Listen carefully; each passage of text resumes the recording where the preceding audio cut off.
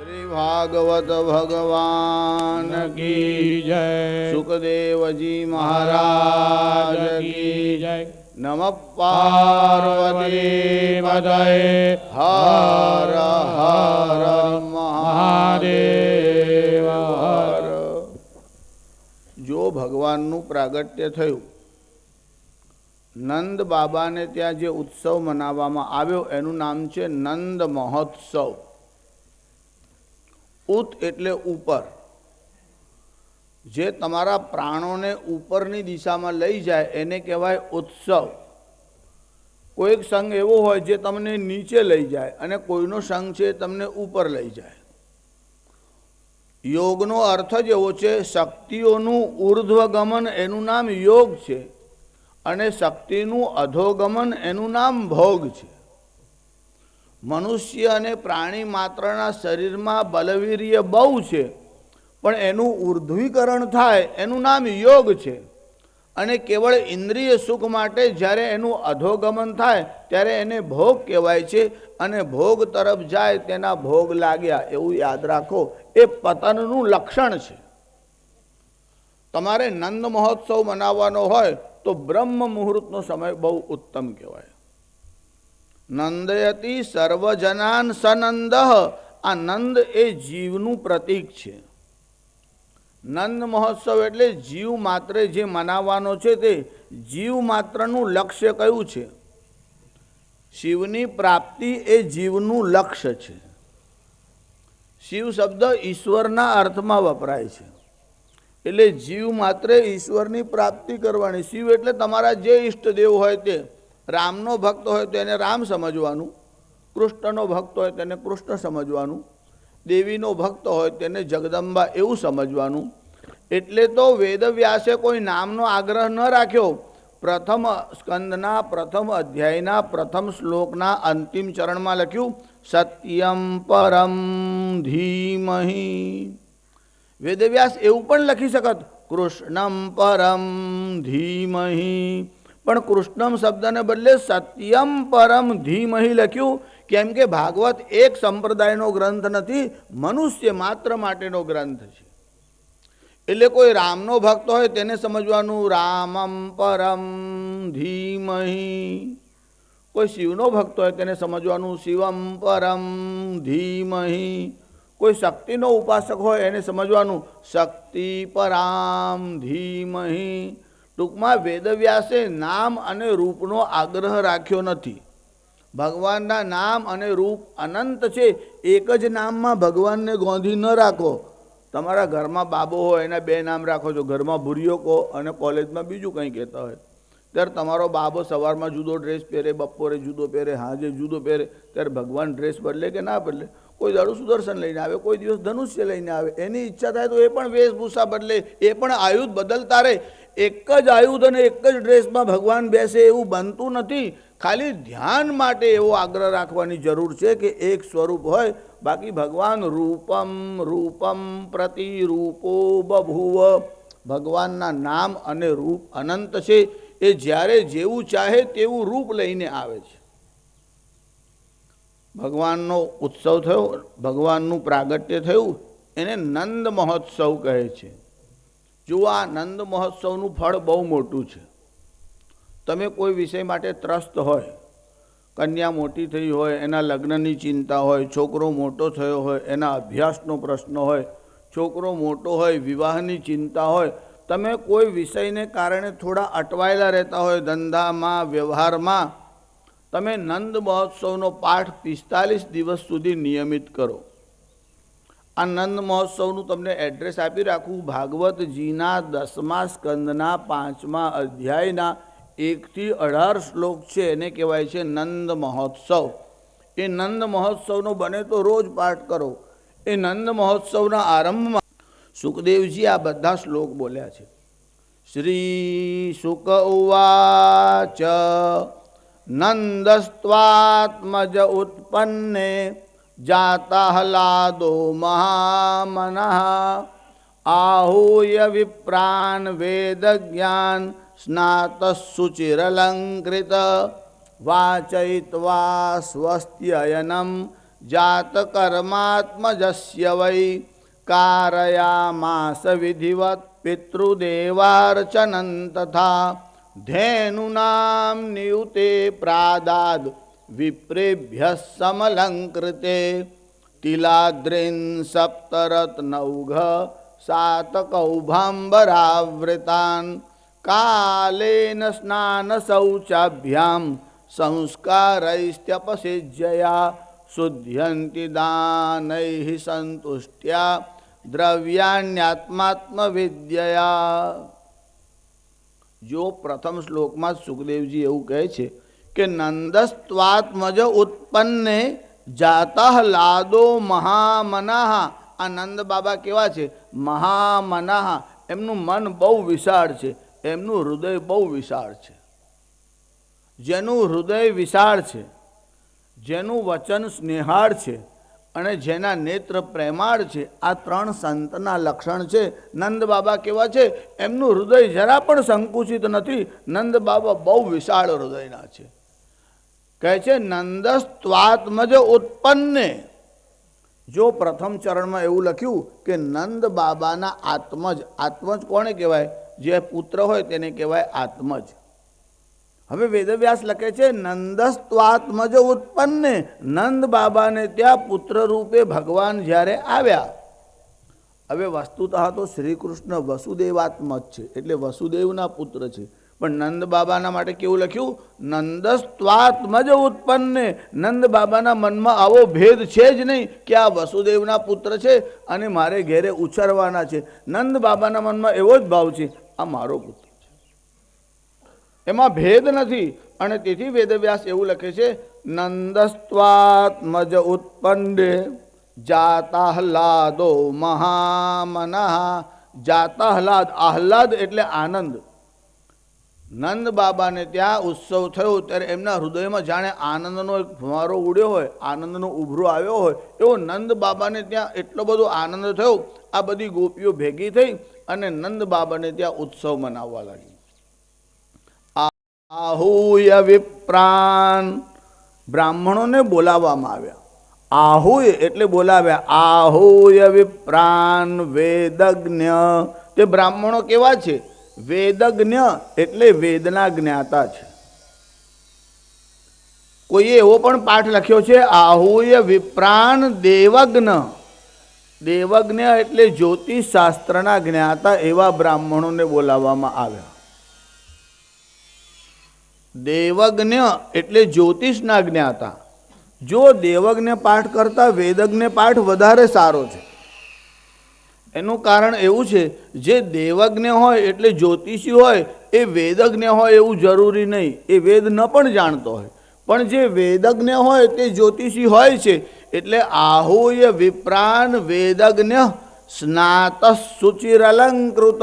એ બ્રાહ્મણો કેવા હતા? સ્નાત, સ્નાન કરેલા હતા.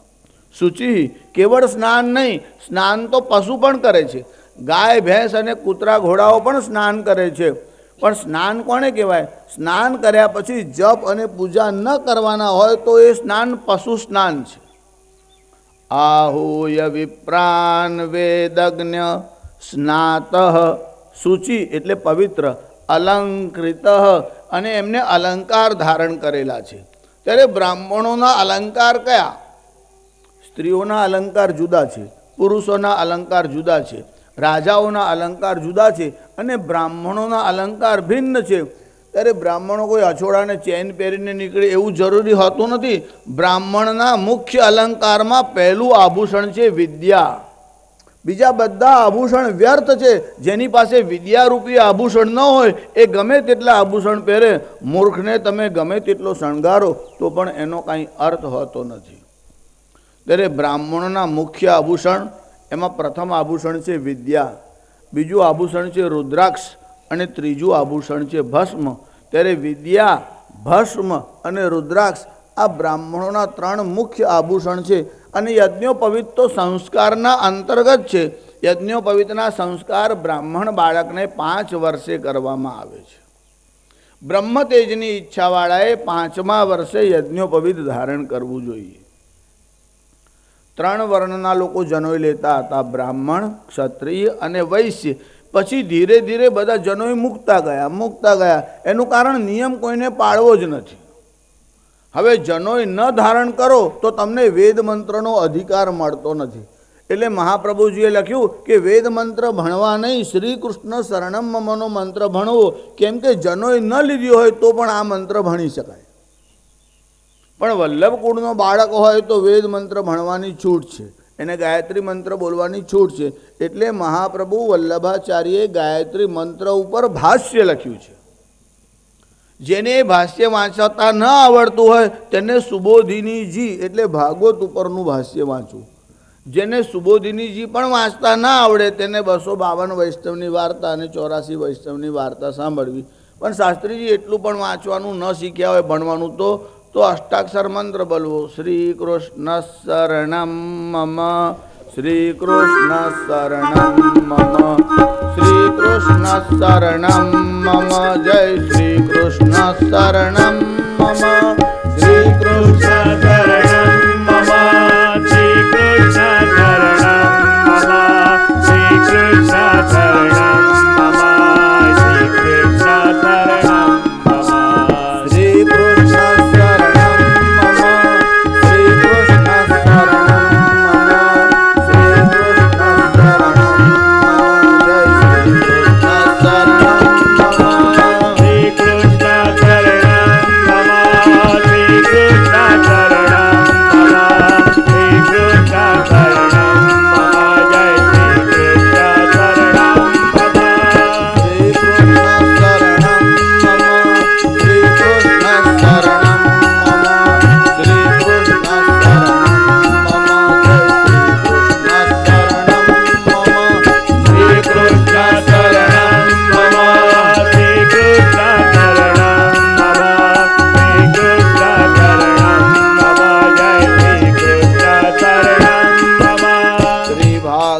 ભગવાન કી. જો ભાગવત અને મહાભારતમાં શ્રી કૃષ્ણનો મહિમા ઠસોઠસ ભરેલો છે. ભાગવતજી અને મહાભારત, એમાં ભાગવત એ મહાપુરાણ છે અને મહાભારત એ ઇતિહાસ ગ્રંથ છે. આ ઇતિહાસ ગ્રંથોમાં શ્રી કૃષ્ણનો મહિમા આવ્યો. પછી આચાર્યોએ ભાષ્ય કર્યા. એમાં સૌથી પ્રથમ ભાષ્ય ભગવાન આદ્ય શંકરાચાર્ય કર્યું. જ્યારે આદ્ય શંકરાચાર્યએ ભગવદ્ ગીતા ઉપર ભાષ્ય કર્યું, એમને મહાભારતમાંથી 3 અનમોલ રત્ન બહાર કાઢ્યા. એક વિષ્ણુ સહસ્રનામ, બીજું ભગવદ્ ગીતા અને ત્રીજું સનત સુજાતીય. સૌ પ્રથમ શ્રી કૃષ્ણનો પરિચય આચાર્યોમાં કોઈએ કરાવ્યો હોય તો 2500 વર્ષ પહેલાં ભગવાન આદ્ય શંકરાચાર્યએ શ્રી કૃષ્ણની સ્તુતિ લખી. ભજે વ્રજૈક મંડનમ સમસ્ત પાપ ખંડનમ સ્વભક્ત ચિત્તરંજનમ સદૈવ નંદ નંદનમ સુપિચ્છ ગુચ્છ મસ્તકમ સુનાદ વેણુ હસ્તકમ. જો સ્તોત્ર તો મોટું છે, બધો પરિચય કરાવું તો પાર ના આવે. પણ આચાર્યોમાં સૌ પ્રથમ 2500 વર્ષ પહેલાં શ્રી કૃષ્ણની કોઈએ સ્તુતિ લખી હોય તો ભગવાન આદ્ય શંકરાચાર્ય લખી. તે કાળે વિવિધ સંપ્રદાયોના ભેદ મટાવવાને માટે શંકરાચાર્યએ પંચાયતન પૂજા અને સાણમત એની સ્થાપના કરી. એટલે કહ્યું કે તમે તમારા જે ઈષ્ટદેવ હોય તેને મધ્યમાં રાખો અને બાકીના 4 દેવતાઓ છે એને ચારે તરફ રાખો. અને એનો આરંભ ભગવાન શ્રી કૃષ્ણે કર્યો. પછી શંકરાચાર્યએ એની પુનઃસ્થાપના કરી. શ્રી કૃષ્ણ કર્યો એટલે રવિર વિનાયકશ્ચંડી વિષ્ણુદેવો મહેશ્વર. પ્રત્યેક હિન્દુના ઘરમાં આ 5 દેવતાઓનો આદર થવો જોઈએ: સૂર્ય, ગણેશ, દેવી, વિષ્ણુ અને શિવ. એટલા માટે અર્જુન, જેના પર ભગવાન શ્રી કૃષ્ણનો બહુ સ્નેહ છે, યુદ્ધ કરવા જવાના હતા ત્યારે શ્રી કૃષ્ણે અર્જુનને બોલાવ્યો અને કહ્યું કે યુદ્ધમાં તમારો વિજય થાય એવું તમને શક્ય લાગે છે? સામે કેવા કેવા મહારથી અતિરથી છે. અરે પિતામહ ભીષ્મ છે, દ્રોણ છે, આ એકથી એક કૃપાચાર્ય સામે છે, તમારો યુદ્ધમાં વિજય કેવી રીતે થશે? ત્યારે આ પાંડવોએ કહ્યું કે અમારો વિજય થાય એવો કોઈ માર્ગ બતાવો. ત્યારે ભગવાન શ્રી કૃષ્ણે અર્જુનને કહ્યું, ઇન્દ્રકીલ પર્વત ઉપર જા, ભગવાન શંકરની ઉપાસના કર અને પાશુપતાસ્ત્ર મેળવી લાવ. અને અર્જુન શ્રી કૃષ્ણના કહેવાથી ઇન્દ્રકીલ પર્વત ઉપર ગયા, શંકરની આરાધના કરી અને પાશુપતાસ્ત્ર, પશુપતિ એ ભગવાન શંકરનું એક નામ છે. પશુનો અર્થ ચતુષ્પાદ પશુ નહીં, પશુ એટલે જે પાસમાં બંધાયેલા છે તે, એટલે જીવ માત્ર, અને એના જે પતિ છે એનું નામ પશુપતિ છે. અર્જુન ઉપાસના કરવા ગયો, ભગવાન શંકર પ્રસન્ન થયા અને પાશુપતાસ્ત્ર અર્જુનને આપ્યું. પછી શક્તિની ઉપાસના કરવા માટે પણ ભગવાન શ્રી કૃષ્ણ જ અર્જુનને મોકલ્યો. એટલે 16 ગ્રંથમાં વલ્લભાચાર્યને લોકો વાંચતા નથી, પ્રણામ કરે છે, પણ વલ્લભાચાર્યનું માનતા નથી. વલ્લભાચાર્યે 16 ગ્રંથોમાં બહુ સ્પષ્ટ શબ્દોમાં આવું લખ્યું, યથા દેવી તથા કૃષ્ણ. વલ્લભાચાર્યના મનમાં ભેદ છે જ નહીં. આચાર્યોને મહાપુરુષો ભેદ ઊભો કરતા જ નથી. પાછળથી જે લોકો સમજતા નથી એ પોતાની બુદ્ધિ અનુસાર ચાલવા લાગે છે. જો શિવ શબ્દ બોલવાથી અપરાધ થતો હોત તો યમનાષ્ટકનો પાઠ કર્યો, એમાં આચાર્યશ્રી એવું લખ્યું, શિવ વિરંચી દેવસ્તુ તે. એમાં યમનાષ્ટકનો પાઠ જેટલી વાર કરો એટલી વાર તમારે આ શ્લોક બોલવાનો કે કાઢી નાખવાનો. ત્યારે એમાં શિવ વિરંચી દેવસ્તુ તે, શિવ શબ્દથી વલ્લભાચાર્યને વેર નથી. અને યથા દેવી તથા કૃષ્ણ એવું વચન મહાપ્રભુજીનું છે. મહાપ્રભુજીએ તમારો અધિકાર જોઈ અને તમને જ્ઞાન પીરસ્યું છે. નાના બાળકને વધારે લાડુ ખવડાવો તો પચશે નહીં. એમ કલિયુગના જીવોની યોગ્યતા ઓછી છે, એમનો અધિકાર જોઈ અને મહાપ્રભુજીએ વિચાર કર્યો છે. તમારા ઘરમાં 2 છોકરાઓ હોય, એક 12 વર્ષનો હોય અને એક 5 વર્ષનો હોય. તમે બંને માટે પેન્ટ સીવડાવો તો ચાલે, પણ બંનેની લંબાઈ સરખી નહીં રાખવાની. કેમ કે પેલો નાનો છે એ જો એટલો લાંબો પહેરશે તો અટવાશે અને પડશે. ત્યારે પ્રેમ બંને માટે છે, પણ બંનેની સાઈઝ પ્રમાણે નાના મોટા બનાવવાના. એટલે તમારા અધિકાર પ્રમાણે જો તમે વિચાર ન કરો તો અનર્થ થશે.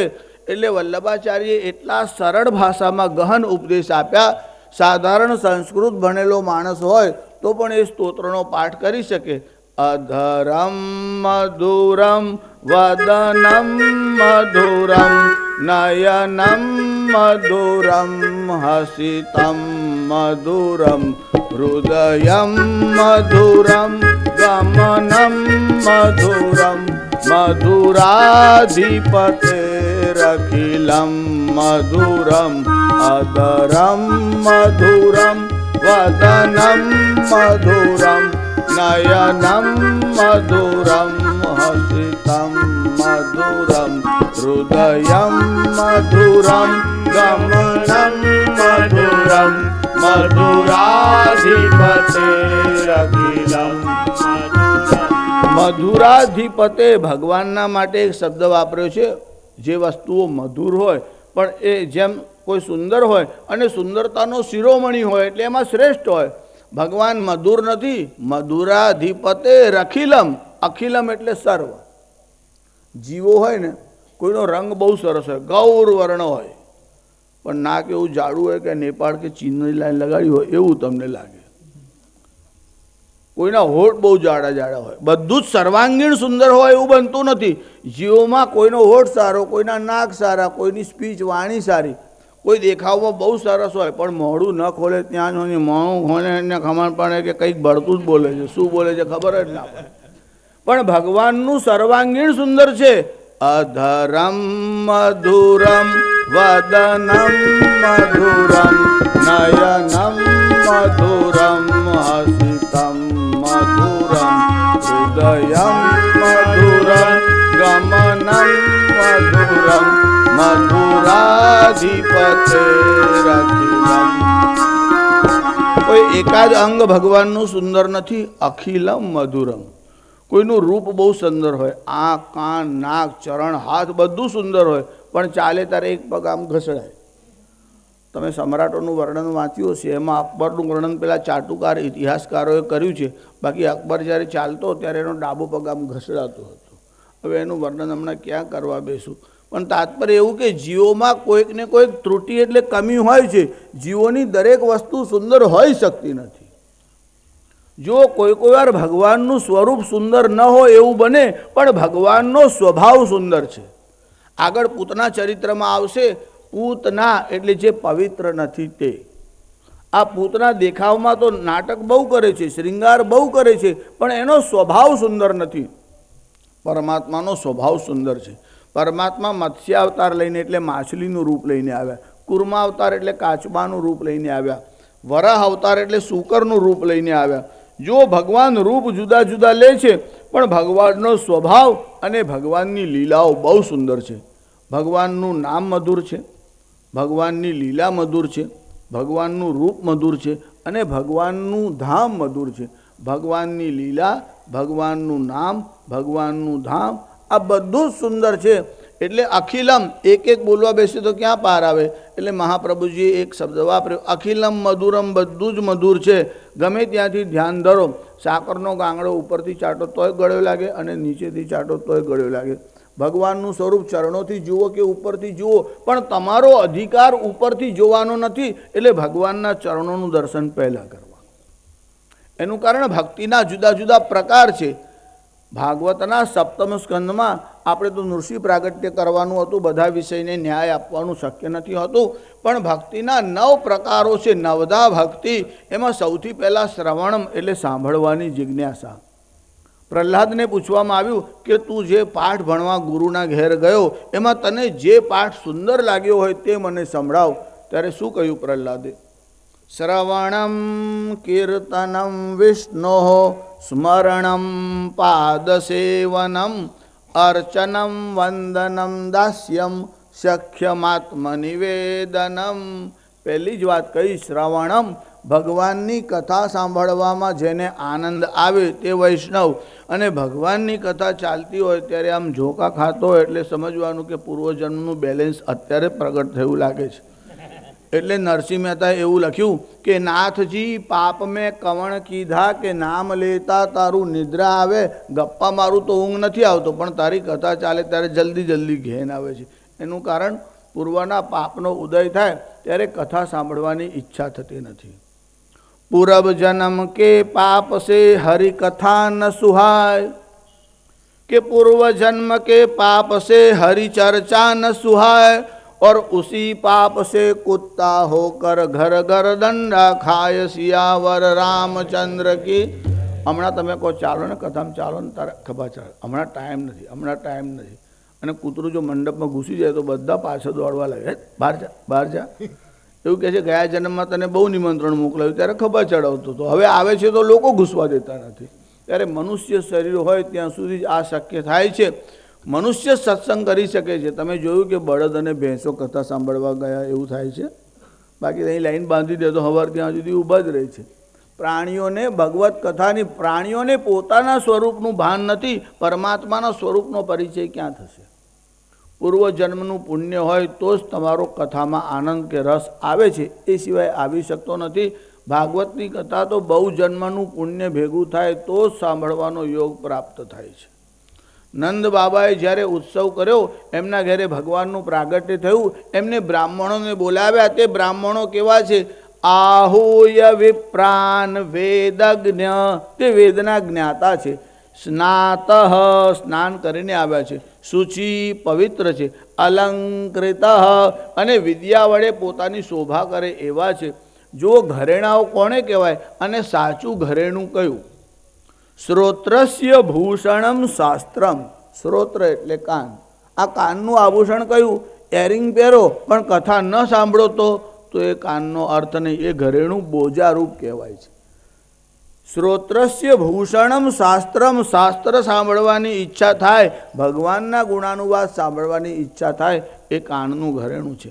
હસ્તસ્ય ભૂષણમ દાનમ. હાથી દાંતના મોટા મોટા ચોડા સોનાથી મળીને આમ પહેરો તો ભલે પહેરો, એનાથી શરીરની શોભા છે, પણ હાથનું આભૂષણ કયું? હસ્તસ્ય ભૂષણમ દાનમ. દાન કરો એ જ હાથનું આભૂષણ છે. હસ્તસ્ય ભૂષણમ દાનમ. કંઠસ્ય ભૂષણમ. કંઠનું આભૂષણ કયું છે? કે શાસ્ત્રીજી અમે કંઠી કે નવલખો હાર પહેરીએ તો ભલે પહેરો, ભગવાને સંપત્તિ આપી હોય તો એ ઘરેણા પહેરો, પણ કંઠનું આભૂષણ છે ભગવાન નામ સ્મરણ, ભગવાનનું નામ જો ગળામાંથી ન નીકળે તો એ કંઠનું આભૂષણ નથી. જેની પાસે હાથનું ઘરેણું દાન છે, કાનનું ઘરેણું શાસ્ત્રનું શ્રવણ છે અને કંઠનું આભૂષણ ભગવાનના ગુણાનુવાદ છે, ભૂષણમ કિમ પ્રયોજનમ, એને બીજા બધા આભૂષણનું શું કામ? એટલે બીજા આભૂષણ ન હોય તો વાંધો નહીં, પણ આટલા આભૂષણો તો વૈષ્ણવોએ રાખવા જ. જ્યાં સુધી રસના એટલે જીભ ચાલે ત્યાં સુધી ભગવાન શ્રી કૃષ્ણનું નામ કીર્તન કરો, જ્યાં સુધી કાન સારા હોય ત્યાં સુધી ભગવાનની કથા સાંભળો. પછી તો હે એવું કરવાના જ છો કાનની પાછળ હાથ મૂકીને. હવે તો જો કે સુવિધા છે, થોડા સેલ નાખીને મશીન રાખો તો સાંભળી શકાય છે, પણ એના કરતાં શરીર સ્વસ્થ હોય અને શ્રવણેન્દ્રિયથી સાંભળી શકાય. જો તમે એવું સમજતા હશો કે કાનથી સાંભળી શકાય છે, ભાગવતજીમાં પ્રસંગ આવે છે, ખોટી વાત છે. કાનથી સંભળાતું નથી. ચતુર્થ સ્કંદમાં એક પ્રસંગ છે જેમાં ધ્રુવજી ભગવાનની સ્તુતિ કરે છે. શું કહે છે એમાં? યોંતઃ પ્રવેશ્ય મમ વાચમિમાં પ્રસુપ્તામ સંજીવયત્યખિલ શક્તિધરાં સ્વધામ્ના અન્યાંશ્ચ હસ્તચરણ શ્રવણત્વગાદીન પ્રાણાન્નમો ભગવતે પુરુષાય તુભ્યમ. યોંતઃ પ્રવિશ્ય, જેને મારા અંતઃકરણમાં પ્રવેશ કરી અને મારી આ બધી ઇન્દ્રિયોને સારી રાખી છે. અંદર ભગવાન બેઠા છે ને ત્યાં સુધી જ આ બધા ઇન્દ્રિયોના વ્યાપાર ચાલે છે. અંદરથી એકવાર ભગવાન નીકળી જાય, પ્રાણ નીકળી જાય, પછીથી આ ઇન્દ્રિયો કંઈ કામ કરતી નથી. બોલો, મળદાને કાન હોય છે કે નહીં હોય છે? સંભળાય છે? સંભળાય નહીં. એનું કારણ અંદરથી એકવાર રામ નીકળી જાય પછી ગતવતી વાયૌ દેહા પાયે ભાર્યા બિભ્યતિ તસ્મિન ભજ ગોવિંદમ ભજ ગોવિંદમ ભજ ગોવિંદમ ભજ ગોવિંદમ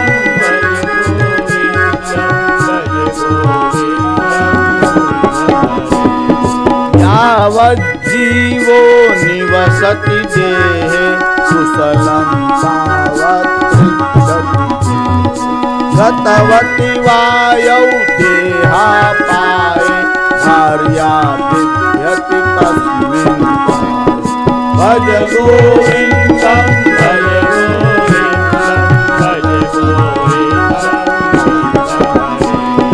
ભજ ગોવિંદમ ભજ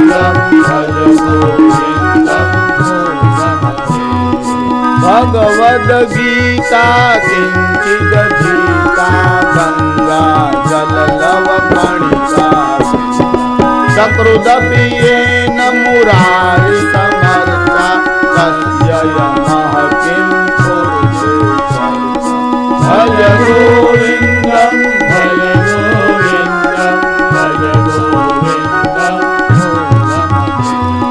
ભગવદ ગીતા કિંચિદ ધીતા, જેને ભગવદ્ ગીતાનું થોડું પણ રસાસ્વાદન કર્યું હોય, ગંગા જલ લવ કણિકા પીતા, ગંગા જળની એક બૂંદ પણ જેને પીધી હોય. જો આપણે ત્યાં ગંગા, યમુના, સરસ્વતી અને નર્મદા આ નદીઓનો મહિમા બહુ છે.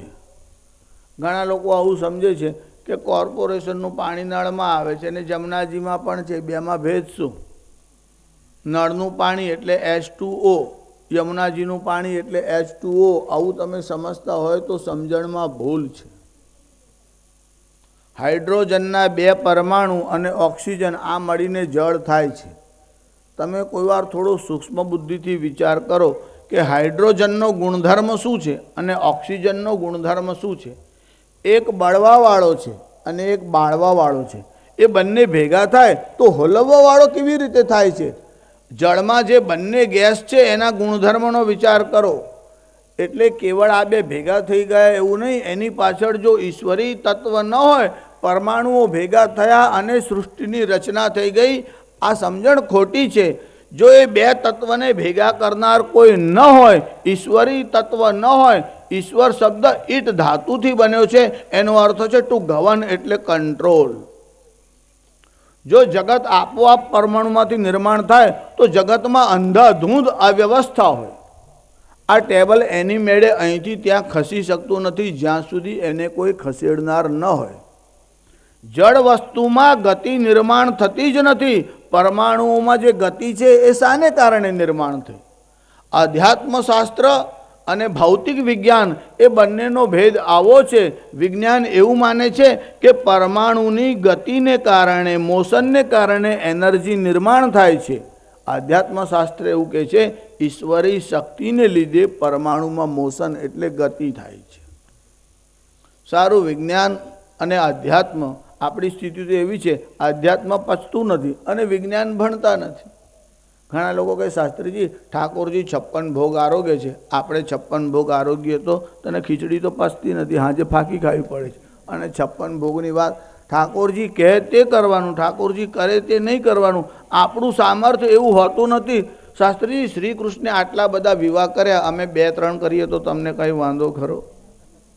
શ્રી કૃષ્ણ કહે તે કરવાનું. શ્રી કૃષ્ણ દાવાનળને પી ગયા હતા, તું પહેલાં 2-4 કોલસા લઈને પીજો, પછી સમજણ પડે.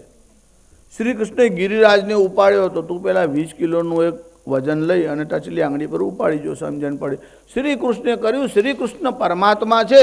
ભગવાનનું કીર્તન કરવાનું અને ભગવાન જે આદેશ આપે તે પ્રમાણે ચાલવાનું. ભગવાનનો આદેશ ન પાડો તો તમે ભગવાનને પ્રિય થતા નથી. શાસ્ત્રીજી 8 પ્રહર ભગવાનની પૂજા કર્યા કરે તો ભગવાન રાજી થાય? ના. ભગવાન કહે છે શ્રુતિ સ્મૃતિ મમૈવ આજ્ઞા, વેદ અને સ્મૃતિ એ મારી આજ્ઞા છે.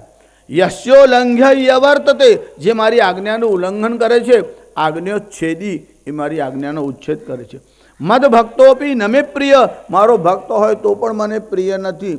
એટલે ભગવાનની ભક્તિ કરો, સાથે સાથે ભગવાને જે આદેશ આપ્યા છે તેનું પાલન કરો. ભગવદ્ ગીતામાં ભગવાને ઘણા બધા આદેશ આપ્યા અને ઘણા બધા આશ્વાસન આપ્યા. ભગવાન અર્જુનને કહે છે નમે ભક્ત પ્રણશ્યતિ, જો અંતઃકરણ સારું અને શુદ્ધ હોય અને મારી જે ભક્તિ કરે તો એનો કોઈ દિવસ નાશ થતો જ નથી. અરે એકવાર ગમે તેવો માણસ હશે, દુરાચારી હશે, તો પણ ભગવાન એને અપનાવી લેવા માટે તૈયાર છે. અપિચેત સુદુરાચારો ભજતે મામ અનન્ય ભાગ, સાધુરેવ સમંતવ્ય. હે અર્જુન, બહુ દુરાચારી હોય પણ જે મારી શરણમાં આવે છે એનું કોઈ દિવસ અધપતન થતું નથી. એટલે ભગવાનની શરણમાં જાઓ. આપણે તો સવારે ભગવાનની શરણમાં જઈએ અને બપોરે ધનની શરણમાં જઈએ, સાંજે સાહેબની શરણમાં જઈએ અને રાત્રે પત્નીની શરણમાં જઈએ. આપણા શરણના સ્થાન ધીરે ધીરે બદલાતા રહે છે. ભગવાનનું શરણાગતિ નિત્ય રહેવી જોઈએ. જે ભગવાનની શરણાગતિ સ્વીકારે છે એના જીવનમાં દુઃખ અને આપત્તિનો પ્રવેશ જ થતો નથી. જો વિભીષણે શરણાગતિ સ્વીકારી, આ વિભીષણ રાવણનો ભાઈ હતો, લંકામાં રહેતો હતો અને પહેલી વાર જ્યારે હનુમાનજી જોડે એની મુલાકાત થઈ, હનુમાનજી જોઈને જ સમજી ગયા કે આ કોઈ પવિત્ર આત્મા લાગે છે. જ્યારે હનુમાનજીએ લંકામાં પ્રવેશ કર્યો, લંકામાં ફરતા ફરતા વિભીષણના ઘરની સામે આવીને ઊભા રહ્યા. જુઓ, ત્યારે હનુમાનજીને એવી ખબર નહોતી કે આ ઘર વિભીષણનું છે. હનુમાનજી તો આમ જ આવીને ઊભા રહ્યા હતા. કેમ? આકર્ષણ કેમ થયું?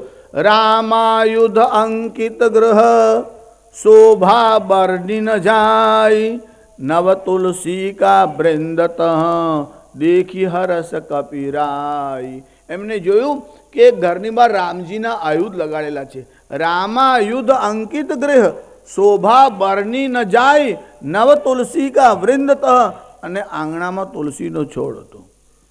જો વૈષ્ણવો સવારના પહોરમાં ઉઠે ત્યારે પહેલું કામ કયું કરે? ઉઠતામાં પહેલાં ભગવાનનું સ્મરણ કરે. સ્મરણ કર્યા પછી પતિને પ્રણામ કરે, પછી તુલસીની પૂજા કરે, તુલસીની પરિક્રમા કરે અને પછી જળ મોડામાં મૂકે. ત્યાં સુધી મોડામાં જળ ન મૂકે. આ વિભીષણ ઉઠ્યા પછી પહેલું કામ કયું કરે છે?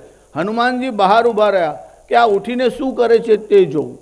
ભગવાનના ભક્તો તો અહર્નિશ ભગવાનનું સ્મરણ કરતા હોય છે. એટલે એમને સવાર બપોર સાંજ એવો ટાઈમ હોતો નથી. એ તો જે કંઈ કરતા હોય તે બધી ભગવાનની પૂજા જ છે. હવે હમણાં પરમ ભક્તોની વાત ન કરીએ, પણ જે માણસ ભક્તિના માર્ગમાં જાય છે એને ઉઠતામાં જ પહેલું કામ કયું કરવું જોઈએ? ભગવાનનું સ્મરણ. એટલે હનુમાનજી આમ બહાર ઊભા રહ્યા અને જોયું કે વિભીષણ શું કરે છે. શું કર્યું? જેવા વિભીષણજી ઉઠ્યા, રામ રામ તેહિ સુમિરન કિન રામ રામ तेरी सुमिरन किन्ना સુરત પવન સુત સજ્જન ચિન્ના સુરત પવન સુત સુરત પવન સુત સજ્જન ચિન્ના જેવા વિભીષણ ઉઠ્યા ઉઠતામાં જ ઈષ્ટદેવનું સ્મરણ કર્યું, રામનું સ્મરણ કર્યું. હનુમાનજી બારુબા તો એમને જોયું આ કોઈ પવિત્ર જીવ છે, ઉઠતામાં જ ભગવાનનું નામ સ્મરણ કરે છે. કેટલાક લોકો તો સવારમાં આમ ઉઠે ને પછી આંખ ખોલતા પહેલાં બધું કામ હાથથી જ ચાલે એમનું, આમ હાથ ધીમેરીને ઉસિકાના નીચે આમ નાખે ને પછી રાત્રે ઊંઘમાં ધ્યાન ન રહ્યું એટલે લાઇટર નીચે પડી ગયું હોય એટલે ઉઠતામાં દૂમ પાડે લાઇટર કઈ છે. હવે એને સવારે સળગાવે ને તો સ્ફૂર્તિ આવે, ત્યાં સુધી આવે જ નહીં. પ્રાતરુત્થાય મંચસ્થો, જેવો સવારે કોર્ટમાંથી આમ બેઠો થાય, પ્રાતરુત્થાય મંચસ્થો લાલા ક્લિન્ન મુખ અપમાન, હજુ તો મોઢાની લાળ ગઈ ન હોય, કોગળા ન કર્યા હોય એ પહેલાં જ પાછા નામકરણ એવું કરે છે બેડ ટી. હવે બેડ ટી કે બેડ ટી, કેટલાક લોકોને તો સવારમાં જ જોઈએ. સવારમાં ઉઠો ત્યારે પહેલાં ભગવાનનું દર્શન કરો, કર દર્શન કરો ત્યારે એમાં શું તમારે બોલવાનું? કરાગ્રે વસતે લક્ષ્મી, પછી કરમૂલે સરસ્વતી, પછી કરમધ્યે તુ ગોવિંદ પ્રભાતે. સારું હા તમે મને યાદ કરાવી દીધું, કારણ હું તો કોઈ વાર એવું સાંભળું છું કરાગ્રે વસતે સ્પૂનમ કરમધ્યે તુ બિસ્કિટ કરમૂલે ચહા પાત્રમ પ્રભાતે કપ દર્શનમ. હવે હું આજથી બદલી નાખીશ, સવારમાં ચાનો કપ અને બિસ્કિટ ના આવે ત્યાં સુધી સવાર થાય જ નહીં. તો શાસ્ત્રીજીને યાદ કરાવે પણ પોતે બોલતા નથી, પોતે તો ચાનો કપ લઈને જ બેસી જાય. અમારા વડોદરામાં પ્રજા બહુ સંસ્કારી. કોઈક વાર એવું થાય રાત્રે થાક્યા હોય, ટીવી જોતા જોતા આમ મોડા સૂઈ ગયા હોય તો સવારે જલ્દી આંખ ન ખુલે અને પેલો દૂધવાળો સવારે આમ 5:30 વાગે હોર્ન ખખડાવીને આમ આવી જાય. હવે આ બેન રાત્રે ટીવી જોતા હતા એટલે ઊંઘ બરાબર આવેલી એટલે આમ ધીમે રહીને એમના ઘરવાળા બાજુમાં સૂતા હતા, એમને એમ કે ઉઠો ને જરા દૂધ લઈ લો ને. એટલે આ ભાઈ સવારે ઉઠ્યા પછી અંદર ગયા તો પાટિયા ઉપર તપેલી જ નહીં, કારણ કે બધી રાત્રે ઢોકળી ખીચડી બધું બનાવેલું, મહેમાન આવેલા એટલે બધા વાસણ ત્યાં અંદર પડ્યા હતા ઘસવાના બાકી. એટલે પેલો રસોડામાં આમ ફાંફા મારીને આવ્યો, પછી કે તપેલી તો કોઈ સાફ નથી. ત્યારે આ બેન સૂતા કે ઘસી નાખો ને કઈ તમારા ઘસાઈ જવાના છે. 2 કામ થશે, સવારમાં કસરત થશે અને ભગવાનનું સ્મરણ થઈ જશે, પાઠ થઈ જશે. એટલે પાઠ કરતાં નમામિ યમુનામહમ 2 કામ થશે, ભગવાનનું સ્મરણ થશે અને જરા તપેલી ઘસાઈ જશે. પછી આ તપેલી ઘસીને પાછું આમ દૂધ લાવે, 2 કપ ચા બનાવે, એક શ્રીમતી માટે લઈ જાય અને એક પોતા માટે. પછી એમ કે ઉઠો, કપનો ખખડાટ થાય ત્યારે જ આ ઉઠે, ત્યાં સુધી તો ઉઠે નહીં. અને ઉઠે એટલે પ્રભાતે કપ દર્શનમ, સવારના પરમાં કપનું આમ દર્શન થાય. અને પછી બંને જણા આમ સાથે બેસે અને પછી ચાનો કપ આમ અથાડે, ચીયર્સ.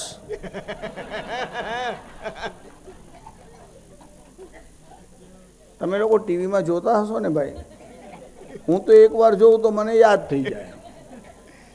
આ લોકો ટીવીમાં આવું કેમ બોલે છે એવો તમે કોઈ વાર વિચાર કર્યો છે? ચીયર શબ્દ જે છે એ ચીયરફુલનેસ આનંદવાચી શબ્દ છે. મનુષ્યનો સ્વભાવ છે બધી ઇન્દ્રિયોથી આનંદ ભોગવે છે. જે લોકો વિદેશમાં શરાબ પીવાની આદત રાખે છે ને તો શરાબને આમ ગ્લાસમાં લે પછી શું કરે, આપસમાં આમ અથાડે. શું કામ અથાડે છે? એનું કારણ એવું છે કે એનો સ્પર્શ કરી શકાય છે, એનું રૂપ આંખ વડે જોઈ શકાય છે, જીભ વડે એનો રસ એટલે ટેસ્ટ લઈ શકાય છે અને નાક વડે એની ગંધ આવે છે. એટલે સ્પર્શ, રૂપ, રસ અને ગંધ 4 ઇન્દ્રિયોથી આનંદ લેવાય છે. એક કાન બાકી રહી જાય છે કારણ કે એમાં ધ્વનિ નથી આવતો. એટલે 5 ઇન્દ્રિયથી આનંદ આવે એટલે આમ ભટકાવે, ચીયર્સ એટલે કર્ણેન્દ્રિયને પણ આનંદ થાય. હા, અને પછી સ્ફૂર્તિ આવે, ત્યાં સુધી આવે જ નહીં. યસ્યેવતે પંચભીરેવ પંચ, એક ઇન્દ્રિયનો આનંદ લેવાવાળા જીવ નષ્ટ થઈ જાય છે. જેને 5 ઇન્દ્રિયોનું સુખ જોઈએ એની શું દશા થશે? 11મા સ્કંદમાં તમને થોડું વિસ્તારથી કહીશ. તાત્પર્ય એવું કે જીવ માત્ર જે છે કર્ણેન્દ્રિય અને જ્ઞાનેન્દ્રિય છે એને સંસારના પદાર્થોમાં જ રોકી રાખે છે. ઇન્દ્રિયોને ભગવાનના કામમાં રોકો, ભગવાનની સેવામાં રોકો તો આનંદ જુદો આવશે. ભક્તિનો અર્થ જ એટલો છે. તમે પુષ્પની માળા ભગવાનને ચડાવો. ઘણીવાર તો લોકો ભાગવતજી પર ચોખા ચડાવે, ચંદન ચડાવે, એટલા બધા થર થઈ ગયા કે ભાગવત તો વંચાય જ નહીં. ચંદન ને કંકુ બે જ દેખાય, ભાગવત ખોલો તો ઓળખાય જ નહીં, અક્ષર વંચાય જ નહીં. પૂજા કરવાનો મતલબ છે જો હાથ જોડવા અને ચંદન કંકુ ચડાવવા એટલાથી પૂજા પૂરી થતી નથી. જ્યારે તમે સવારના પહોરમાં ઉઠો અને ઘરવાળાને આમ પ્રણામ કરવા જાઓ, આ તો બધા બહેનો પતિને પ્રણામ કરીને પછી જ પાણી પીવે છે. હા, હું તો બહુ રાજી થયો કે ઓહો, આવો સરસ નિયમ. અને વિદેશમાં જાય છે તો પણ લોકો ભૂલતા નથી, પછી હિન્દુસ્તાનમાં કેમ ભૂલવા લાગ્યા છે? સવારના પહોરમાં ઉઠે એટલે પહેલાં જ આમ પતિના પગ દબાવવા માટે જાય. પણ કે શાસ્ત્રીજી નાઇટ ડ્યુટી કરીને આવ્યા હોય તો થાકેલા હોય અને પછી જલ્દી ઊભા થઈ જાય તો આગળ એનો ઉપાય આવશે ત્યારે હું તમને કહીશ. પણ પ્રાતઃકાળમાં પતિનું દર્શન કરે, પતિને પ્રણામ કરે અને એમને ચા પાય પછી જ પોતે ચા પીવે. એમને નવડાવીને પોતે નાય અને ખવડાવીને ના. નાવામાં ઉલટું, હા, ખાવામાં ઉલટું. નહીં અને પછી નાવાનું પાણી કાઢે. આ તો પહેલાં ઉઠે, નહીં નાખો, ના, તમને નવડાવ્યા વગર હું નહીં જ નાવું. શાસ્ત્રીજીએ કીધું છે પહેલાં એમને ખવડાવવાનું પછી ખાવાનું. પહેલાં એમને નવડાવવાનું અને પછી નાહવાનું. નાહવાનો અને ખાવાનો ક્રમ જુદો. નાહવામાં એ પહેલાં અને ખાવામાં આપણે પહેલાં. જો ભાગવતજીની કથામાં વ્યવહારના સંસારમાં આનંદથી કેમ રહેવું એના ઉપાય બતાવ્યા છે. તમે ભગવાનનું કીર્તન કરો, કેટલાક લોકો ભગવાનનું નામ બોલે પણ એમના જીવનમાં શાંતિ હોતી નથી. એનું કારણ સમજણનો અભાવ છે. કેવળ ક્રિયા કરો એનાથી સમજણ આવતી નથી. હું શાસ્ત્રીજી ભક્તિ બહુ કરું છું પણ છોકરા જોડે બનતું નથી. શાની ભક્તિ? તમે ઉત્કૃષ્ટ ભક્ત ક્યારે થશો? તમે ઉત્કૃષ્ટ પતિ બનો, ઉત્કૃષ્ટ પિતા બનો, ઉત્કૃષ્ટ પત્ની બનો. પિતાના ગુણધર્મ આવડતા નથી, પત્નીના ગુણધર્મ પાડવા નથી, પિતા, ભાઈ, માતા બધા સાથે વ્યવહાર કરતા આવડતો નથી. તમને ભક્તિ આવડે છે ને આ સાધારણ વસ્તુઓ આવડતી નથી. કોઈક મહાન ભગવદ્ ભક્તો હોય તેના જીવનની વાત જુદી હોય છે. એના જીવનમાં કોઈ વાર ક્લેશ થાય તો પણ એ આનંદથી રહે છે. મેં તમને તુકારામની વાત કહી હતી. એમના પત્નીનો સ્વભાવ ઝઘડાડુ હતો પણ તુકારામનો સ્વભાવ બહુ આનંદી. ભગવાનને હંમેશા પ્રાર્થના કરે, આ ઝઘડાડુ પત્ની તે આપી છે, સારું છે, મારો જીવ એમાં લાગતો જ નથી, મારું મન તારામાં જ લાગેલું રહે છે.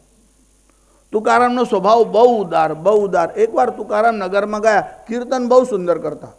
કોઈ એક ખેડૂત આવ્યો, એના ખેતરમાં ખેતીમાં શેરડીનો પાક બહુ સારો થયો એટલે શેરડીનો ભારો બાંધી અને ભક્ત માટે લઈ આવ્યો. તુકારામને કીધું, લો આ શેરડી મારા ખેતરમાં થઈ છે, હું તમને પહેલાં અર્પણ કરવા આવ્યો છું.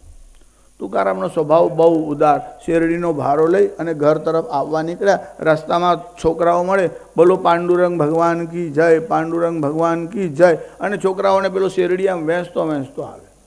વેચતા તો લગભગ બધી શેરડી ખલાસ થઈ. એક જ દંડો વધ્યો, ઘર આમ નજીક આવ્યું. એમના પત્ની આમ બહાર આવીને ઊભા હતા. એમને જોયું કે આ તો બધા ગામને વેચે છે, ઘરનો તો વિચાર કરતો જ નથી. એમના મનમાં બહુ ગુસ્સો આવ્યો. તુકારામ શેરડી વેચતા આવે, એક જ સાઠો વધ્યો હતો. આવ્યા અને પત્નીના હાથમાં આપ્યો, લે આ ખેડૂત આવ્યો તો મને શેરડી આપી ગયો છે. એની પત્ની આમ શેરડીનો સાઠો લીધો અને તુકારામના વાંસામાં જોરથી ફટકાર્યો. શેરડીના દંડાના 2 ટુકડા થયા. પણ તુકારામનો સ્વભાવ કેવો હતો? તો પણ પ્રસન્ન. ભગવાન જેવી સ્થિતિમાં રાખે તેમાં આનંદથી રહેવાનું. 2 ટુકડા થયા. કીધું કે જો એક જ શેરડી હતી, ખાનાર આપણે 2. ભગવાનની કેવી કૃપા થઈ, લે એક તું ખા અને એક હું ખાઉં. શાસ્ત્રીજી અમે ઘેર જઈને પ્રયોગ કરીએ તો જો બધા તુકારામ હોતા નથી, હા, કોઈ સખારામ હોય અને ત્યારે પછી પરિણામ ઉલટું આવે. ત્યાં પત્નીએ કથાનો પ્રયોગ ઘેર જઈને કર્યો ને એટલે 2 ટુકડા કર્યા. એટલે એના પતિએ શું કર્યું, પેલા 2 ટુકડા લીધા ને કીધું હજુ 2 છોકરાઓ બાકી છે. એટલે એને પાછા 2 ના 4 કર્યા. અને મોટો હોય ત્યારે જલ્દી ભાગે, નાનો થાય પછી ભાગવામાં વાર લાગે. અને પેલા તો નાનો દંડો લઈ અને પછી 2 ભાગ કર્યા એટલે વધારે. બધા તુકારામ હોય આવું સમજવું નહીં. બધા પ્રયોગ કથાના ઘેર જઈને કરવા નહીં, કરવા જેટલા હોય એ જ કરાય. એટલે નરસિંહ મહેતા હોય કે તુકારામ હોય, બધાનું જીવન આનંદમય છે. તમને જીવનમાં આનંદથી રહેતા ના આવડે, તમને ગૃહસ્થ ધર્મનું કર્તવ્ય ના આવડે, પુત્રથી પિતા ત્રસ્ત, પિતાથી પુત્ર ત્રસ્ત, એક અહીંયા મોડું ફૂલાઈને ભરે, એક ત્યાં મોડું ફૂલાઈને ભરે. ઘરમાં જાઓ તો નંદનવન જેવું લાગે. શ્રી કૃષ્ણ ઘરમાં રમતા હતા. જો બાળકો ઘરમાં હોય ને તો બાળકો એ ઘરનું આભૂષણ છે.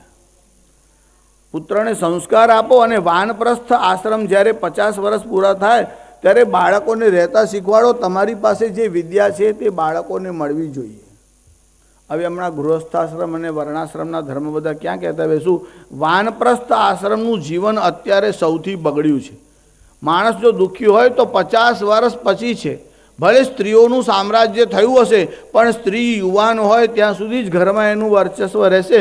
વૃદ્ધ થાય એટલે પુત્રો ગાંઠશે નહીં. ધર્મશાસ્ત્રોમાં તો લખ્યું છે, જે સ્ત્રી પોતાના પતિનો અનાદર કરે છે એને પુત્રનું સુખ મળતું નથી.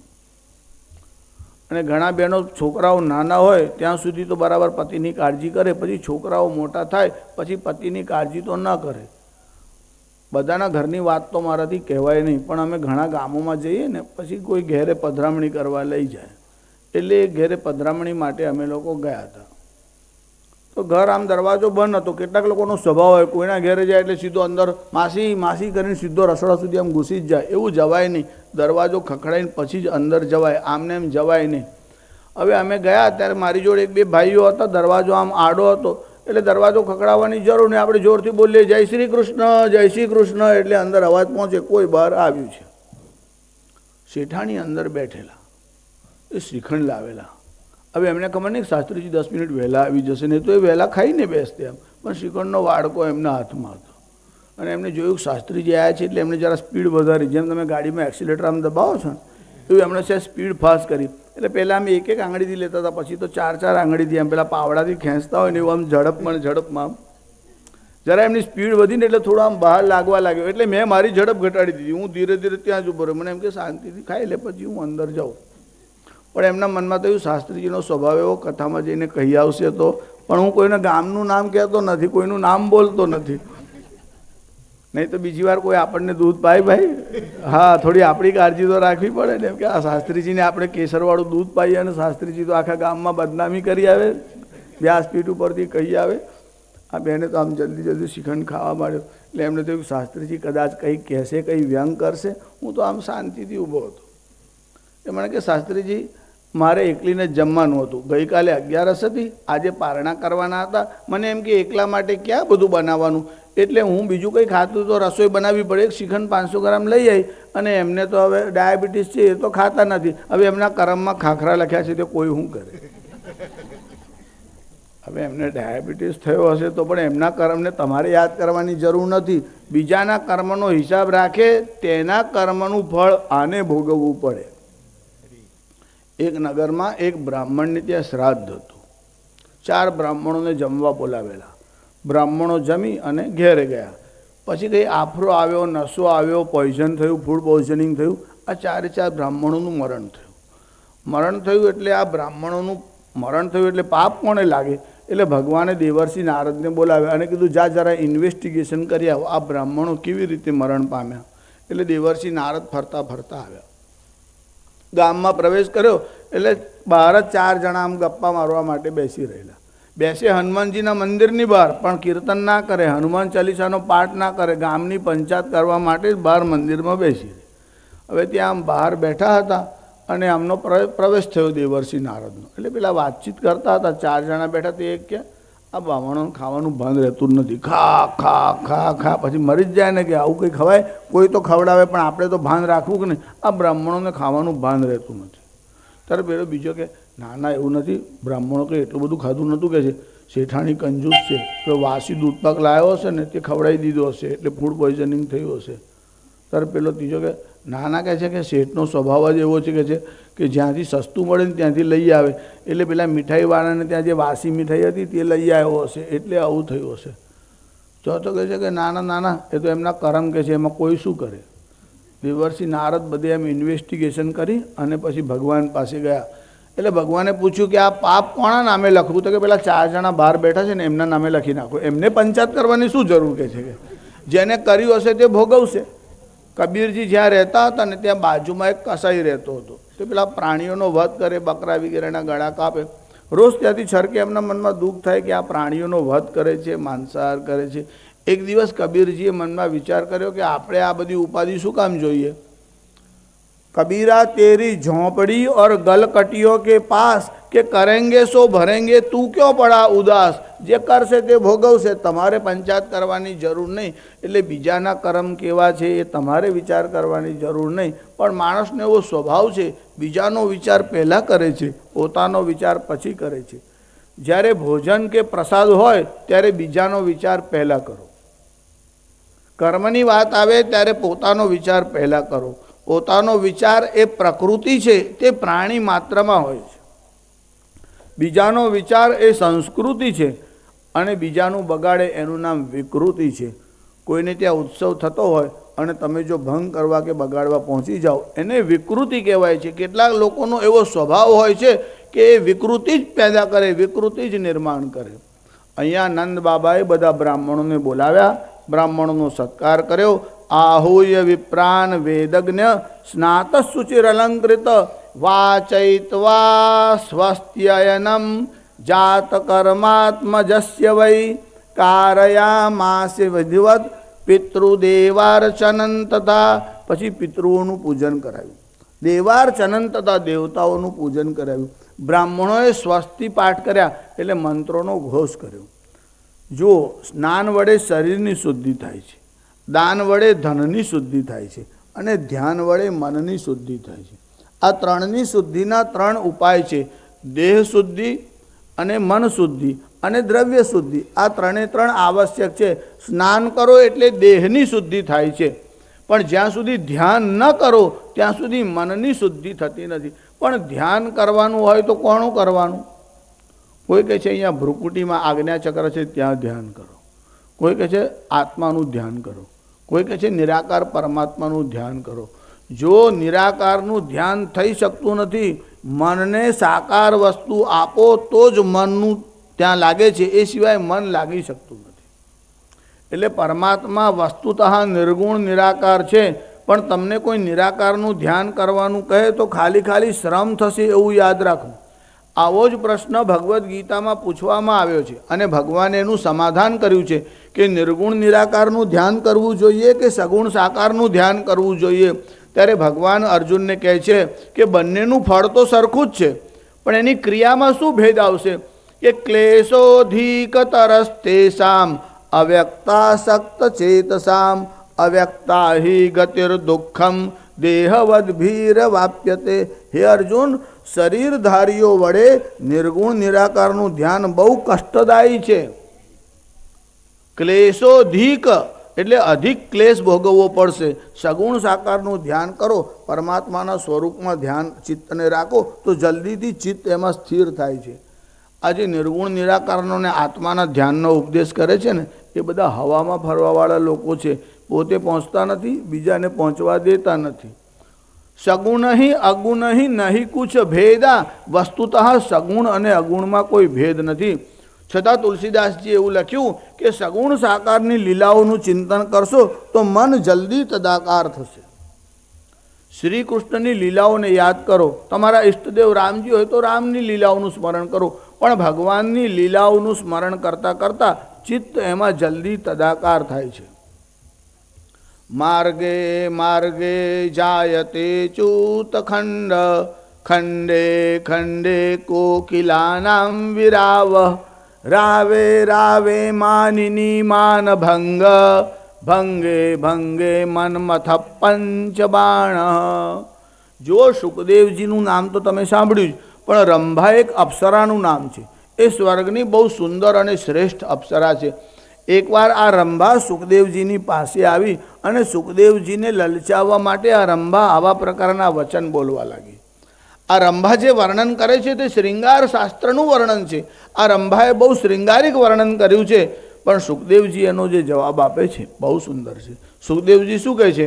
માર્ગે માર્ગે જાયતે સાધુ સંગ.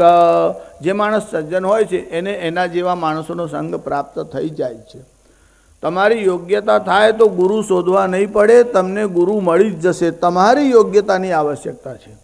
માર્ગે માર્ગે જાયતે સાધુ સંગ સંગે સંગે જાયતે કૃષ્ણ કીર્તિ. અને જ્યારે સાધુ પુરુષોનો સંગ થાય ત્યારે શ્રી કૃષ્ણનું કીર્તન થાય છે. કીર્તૌ કીર્તૌ સચ્ચિદાનંદ ભાસ, અને કીર્તન કરો ત્યારે તમને સચ્ચિદાનંદનો આભાસ થાય છે. જે ધ્યાનમાં 12 વર્ષ સુધી પણ તમને પરમાત્માનું ધ્યાન સ્થિરતા ન થાય, એ સગુણ સાકારનું ધ્યાન કરવાથી તમારી તરત જ એમાં ચિત્તવૃત્તિ સ્થિર થાય છે. યોગ કોને કહેવાય છે? પહેલા જ સૂત્રમાં પતંજલિ લખે છે કે ચિત્તની વૃત્તિઓનો નિરોધ કરો. યોગશ્ચિત્ત વૃત્તિ નિરોધ. આજ્ઞા ચક્રમાં કે આત્મામાં મન લાગી શકતું નથી, કેન્દ્રમાં મન જતું જ નથી. જો ભગવાનના ગુણાનુવાદમાં મનને જોડો તો ગમે તેવા જીવનું મન એમાં જલ્દી લાગે છે. અને મનનો સ્વભાવ કેવો છે? ભગવાન કહે છે મય્યેવ મન આધસ્ત્ય મયી બુદ્ધિમ નિવેશય. હે અર્જુન, આ મન અને બુદ્ધિ મારામાં જોડી દે. મય્યેવ મન આધત્સ મયી બુદ્ધિમ નિવેશય. અને આ તારી બુદ્ધિ છે એને મારામાં પ્રવેશ આવી દે. ભગવાનનું ચિંતન કરતાં કરતાં ધ્યાન જલ્દી લાગે છે. કલિયુગમાં સરળ ઉપાય ભગવાનની ભક્તિ અને સ્મરણ જ છે. યોગનો માર્ગ પણ સારો છે, પણ યોગનો માર્ગ થોડો રૂખો સૂકો છે અને યમ અને નિયમનું પાલન એમાં આવશ્યક છે.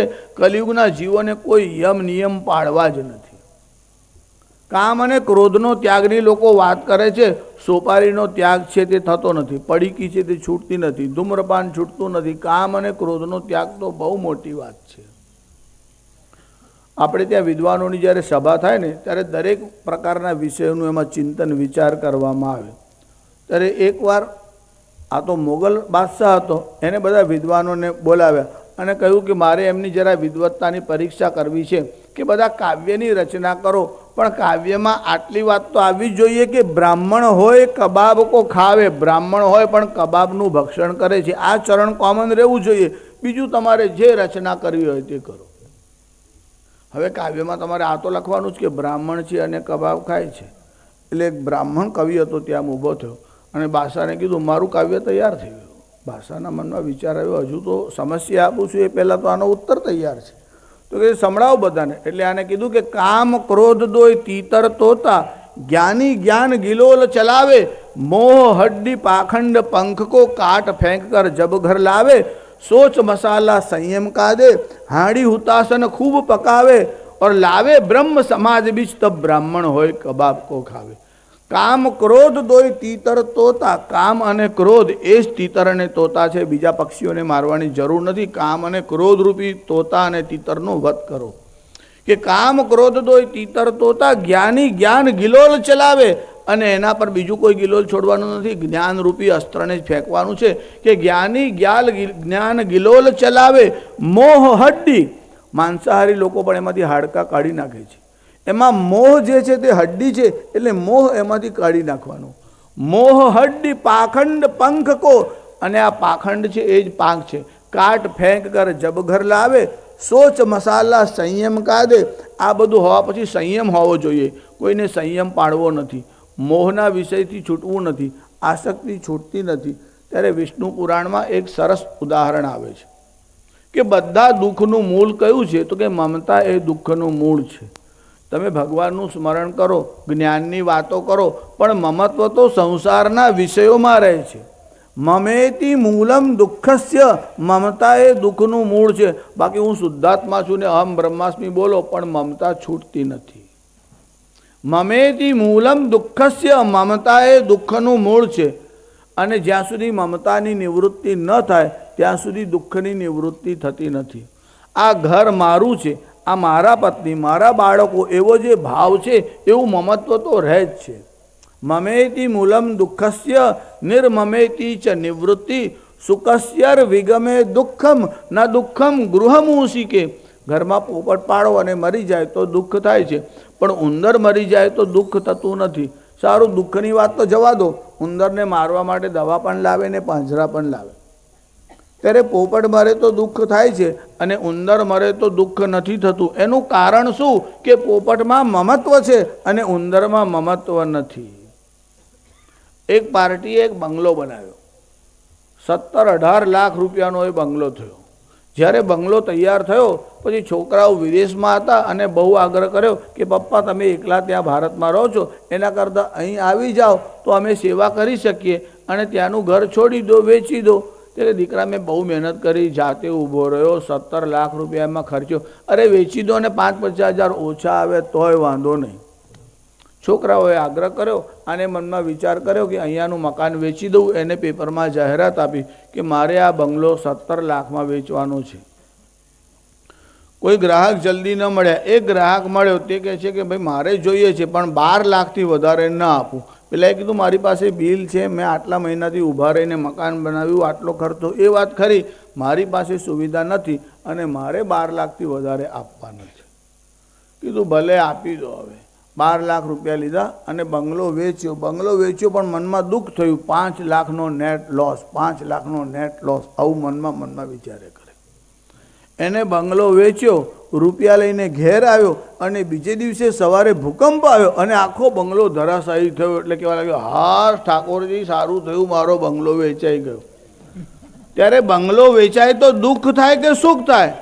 24 કલાક પહેલાં છે ને દુઃખ થયું કે ઠાકોરજી મારા સામું ના જોયું, 5 લાખનું નુકસાન. અને સવારે કહે ઓ ઠાકોરજી બહુ કૃપા કરી. ઠાકોરજી તો રોજ જ કૃપા કરે છે, તને સમજણ પડતી નથી.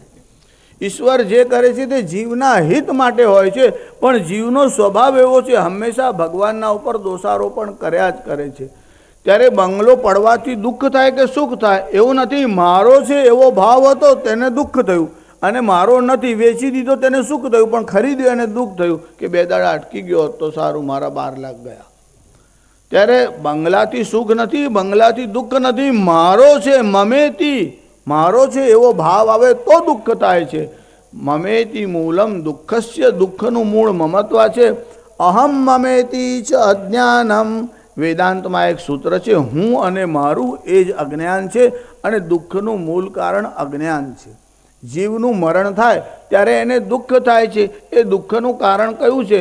મરણમાં જીવ ક્યાં જાય છે એની એને સમજણ નથી. સમજો કોઈ સ્ત્રી આમ રોડ ઉપરથી જાય છે, રાત્રિનો સમય છે, 10 વાગ્યા છે, કોઈ એક અંધારી ગલીમાંથી આમ જાય છે. જ્યારે ગલીમાંથી આમ પસાર થાય છે એટલામાં એકદમ લાઇટ જતી રહે છે, પાવર જાય છે એટલે અંધારું ઘોર થઈ જાય છે. એટલામાં પાછળથી આવીને કોઈ એનો આમ હાથ પકડે એટલે ચીસ પાડે, બી જાય છે. અને એટલામાં લાઇટ આવે અને જુએ કે એનો પતિ જ પાછળ છે, પછી એને બીક લાગે? પછી લાગતી નથી. ઓહો, હું તો એકદમ ચમકી ગઈ. કેમ કે હાથ કોણે પકડ્યો તે ખબર નથી. અંધારામાં હાથ કોણ પકડે છે તે ખબર નથી. એમ મરણમાં જીવનો હાથ શિવ પરમાત્મા પકડે છે. અજ્ઞાનને કારણે પરમાત્માનો પરિચય થતો નથી. મારે પરમાત્માને ત્યાં જ જવાનું છે આવો મનમાં ભાવ રાખો. મરતી વખતે અને જીવનભર પરમાત્માના નામનું સ્મરણ કરો. કેવળ મરતી સમયે જ ભગવાન યાદ આવશે એવું બનતું નથી. આખા જીવનમાં જેનું ચિંતન કર્યું હોય મરતી વખતે તે જ યાદ આવે છે. કે જે એક ડોસો મરણ પથારીએ પડ્યો. મરણ પથારીએ પડ્યો, એના 3 છોકરાઓ હતા.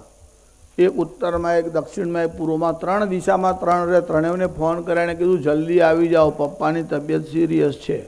એ 3 છોકરાઓ ત્યાં હાજર થઈ ગયા. હાજર થયા, ડૉક્ટર ત્યાં હતા, ટ્રીટમેન્ટ ચાલુ હતી. પણ ડોસાને કફ બહુ થયો એટલે બોલાય નહીં. બોલવા જાય પણ થોડું આમ બોલે. ડૉક્ટરને કીધું ઓક્સિજન આપો, જે કરો પણ થોડુંક બોલે એવું કરો. કંઈ સંતાડ્યું છે કદાચ કહેવું હોય તો બોલાય, પછી જાય તો અમને આપીને જાય તો ચાલશે. ડૉક્ટરે ઓક્સિજનના બોટલ ચડાવ્યા. ઓક્સિજનના બોટલ ચડાવ્યા, થોડોક આમ હોશ આવ્યો. હોશ આવ્યો એટલે હવે આ ડોસાથી બોલાવા લાગ્યું. એટલે ધીરે ધીરે આમ મોઢું ખોલ્યું. છોકરાઓ આમ કાન પાસે લઈને સાંભળવા લાગ્યા. એટલે કીધું કે જો હવે મારા શરીરનો ભરોસો નથી, 1-2 કલાકનો મહેમાન છું, પણ જો મારું મરણ થઈ જાય તો તમે 3 જણ પેલા નાથુ અજમ પાસે મુંડન કરાવજો. ત્યારે છોકરાઓએ કહ્યું કે પપ્પા ગામમાં 1244 હેર કટિંગ સલૂન છે, એમાં તમે આના ઉપર સિલેક્શન કેમ રાખ્યું, આ નાથુ અજમને પસંદ કેમ કર્યો? તો કહે છે 3 દિવસ પહેલાં મારી પાસેથી 12 રૂપિયા લઈ ગયો છે. 3 જણા મુંડન કરાવશો એટલે 4 તારી 12 રૂપિયા વસૂલ થઈ જશે. મરતા 12 રૂપિયા વસૂલ કેમ થાય એવો વિચાર આખી જિંદગી જેનું ચિંતન કર્યું હોય મરણ વખતે તે જ યાદ આવે છે. એટલે જીવનભર પરમાત્માનું સ્મરણ કર્યું હોય તો જ અંતકાળે પરમાત્માનું સ્મરણ થાય છે. જીવનભર એવો સ્વભાવ રાખો કે જ્યારે પણ સમય મળે ત્યારે ભગવત સ્મરણ કરો. બહેનો પાસે તો બહુ સમય હોય. શાસ્ત્રીજી ક્યાં સમય હોય, એટલું બધું ઘરનું કામ, જરાક બેસવા જઈએ ને એમના કોઈ ભાઈબંધ આવે, ચા મૂકો, કોફી મૂકો, નાસ્તો કરો, મારે તો જાણે બીજું કંઈ કામ છે જ નહીં, માળા હાથમાં લઉં એટલે એમનું સવારથી શરૂ થઈ જાય, છાપું આવે ત્યારથી એમનો કકડાટ શરૂ થઈ જાય. દંપતી નાંચ કલકનમ, કલિયુગમાં છે ને પતિ પત્નીનો ક્લેશ ચાલ્યા કરશે. તમે બધા તો વૈષ્ણવ છો એટલે ઘરમાં ઝઘડતા નથી, સારી વાત. હા, બાકી કેટલાક લોકો તો ઝઘડ્યા જ કરે અને મોટા મોટા લોકોનો પણ ઝઘડો થાય. હા, તમે એવું ન સમજો. મહાત્મા ગાંધીનો એકવાર કસ્તુરબા જોડે ઝઘડો થયો, અને ઝઘડો થાય ને એટલે આ બધા મોઢું ફૂલાઈને આમ બેસી જાય. કસ્તુરબા મનમાં વિચાર કરવા લાગ્યા કે જ્યારે મોઢું ફૂલાવે ત્યારે હું જ એમને સમજાવવાને મનાવવા જાઉં છું, આ વખતે મારે મનાવવા નથી, એમને બોલવું હોય તો બોલે, હું પહેલ કરીશ નહીં, એવો મનમાં વિચાર કર્યો. બે જણા વાત કરતાં કરતાં ક્યારે ઝઘડી પડે એનું ભરોસો નહીં. અને એકવાર તો એવું થયું કે શિયાળાનો દિવસ હતો એટલે પેલી સગડી આમ રાખેલી, બંને જણા તાપતા જાય અને વાતો કરતા જાય. વાતમાં વાંકવું પડતા વાર જ નહીં, અને ગુસ્સો આવ્યો એટલે બે જણા આમ મોઢું ફૂલાવી દીધું. એક જણો આમ જોયે, એક જણો આમ જોયે. પતિ પત્ની સામે બેઠેલા, પણ સામે આંખ ના મિલાવે, એક આમ જોયે, એક આમ જોયે.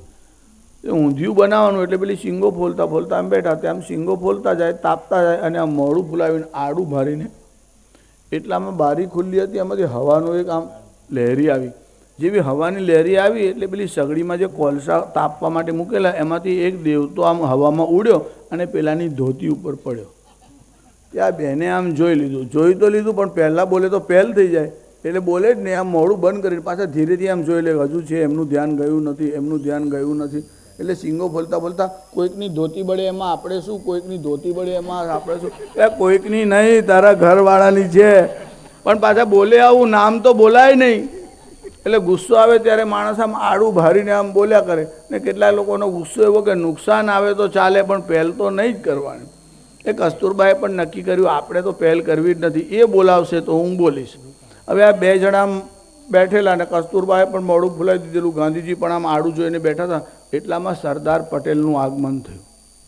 હવે બે જણ ઝઘડે ને ત્યારે મહેમાન આવે તો બહુ ઉપાધિ, મહેમાનને પણ ખબર પડી જાય તો, એટલે ઘરમાં એવી રીતે વર્તે કે પેલાને ખબર ન પડે, પછી જાય પછી પાછો ઝઘડો શરૂ સ્ટાર્ટ. પેલો આગલો એપિસોડ આવે ને એવું, સ્વિચ ઓન કરો એટલે પેલો આવે એટલી વાર બધા ઘરનું કામ કરવા લાગે, ને પેલો જાય એટલે પાછા આમ રેડી, તરત જ અભિનયમાં વાર જ નહીં, તરત જ. હવે સરદાર પટેલ આવ્યા એટલે ગાંધીજીના મનમાં થયું કે હું જ દર વખતે પહેલ કરું, કસ્તુરબા વિચારે હું જ પહેલ કરું. તો એમને કીધું કે સૂચના તો આપવી છે, પણ કેવી રીતે આપવી? એટલે એમને નામ બોલ્યા નહીં કસ્તુરબાનું, અને આમનેમ જ કીધું કે સરદાર પટેલ આવ્યા છે, ચા બા બનાવો. એટલે કસ્તુરબાને એ બા કહીને બોલાવતા હતા ને ગાંધીજી, એટલે સંબોધન પણ થઈ ગયું કે બા ચા બનાવો, અને ચા બા બનાવો એવો પ્રાસ પણ થઈ ગયો. એટલે બોલ્યા પણ કહેવાય અને ન બોલ્યા પણ કહેવાય. એટલે વાણિયા અને પાછા વકીલ એટલે કુશળતા તો કેટલી બધી. એટલે વાતમાં કહી દીધું સરદાર પટેલ આવ્યા છે, ચા બા બનાવો. એટલે કસ્તુરબા પણ પાછા બહુ કુશળ, ન્યૂઝપેપર અંદરથી લઈ આવ્યા અને કહે છે છાપું બાપુ વાંચો ત્યાં સુધી ચા બનાવીને લાવજો. એટલે બાપુ છાપું વાંચો, એટલે છાપું બાપુ બોલે પણ બાપુ ના બોલે, એને જ કહેવાય ગુસ્સો. ગુસ્સો આવે પછી માણસ બહુ હઠ ઉપર આવે, પોતાનું ધાર્યું કરે અને આનંદમાં રહે નહીં. ક્રોધ આવે એટલે આનંદ રહેતો નથી. શાંતિ અને આનંદ ઈશ્વરની કૃપાથી રહે છે. જેને how to live and how to enjoy, જેને હસતા આવડતું નથી, જીવન જીવતા આવડતું નથી. ધર્મનો અર્થ જ આ છે કે આનંદથી જીવન જીવો, તમારો ગૃહસ્થાશ્રમ દિવ્ય બને, ઘરમાં બધા જ લોકો આનંદથી રહો અને ભગવાનનું સ્મરણ કરો. ગોપીઓના ઘરમાં, પ્રત્યેક ઘરમાં આનંદ છે. જ્યાં કૃષ્ણનું સ્મરણ હોય અને આનંદ ન હોય એવું બનતું જ નથી.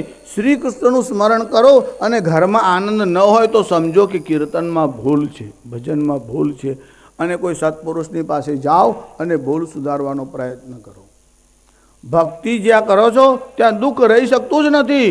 દેવર્ષિ નારદે ભક્તિ દેવીનું દુઃખ કાઢવાના માટે આવી રીતની વાત કહી કે હે ભક્તિ દેવી, તમે શા માટે દુઃખી થાવ છો, કોના કારણથી દુઃખી થાવ છો? ત્યારે દેવર્ષિ નારદ બહુ સરસ ઉપાય બતાવે છે કે હે ભક્તિ દેવી, મનમાં દુઃખ લગાડશો નહીં. શ્રી કૃષ્ણ ક્વાપી નો ગતઃ, શ્રી કૃષ્ણ કાંઈ જતા રહ્યા નથી. વૃથા ખેદયસે બાલે, અહો ચિંતા તુરાકતમ. શ્રીકૃષ્ણ ચરણાંભોજ સ્મર દુઃખમ ગમિષ્યતિ.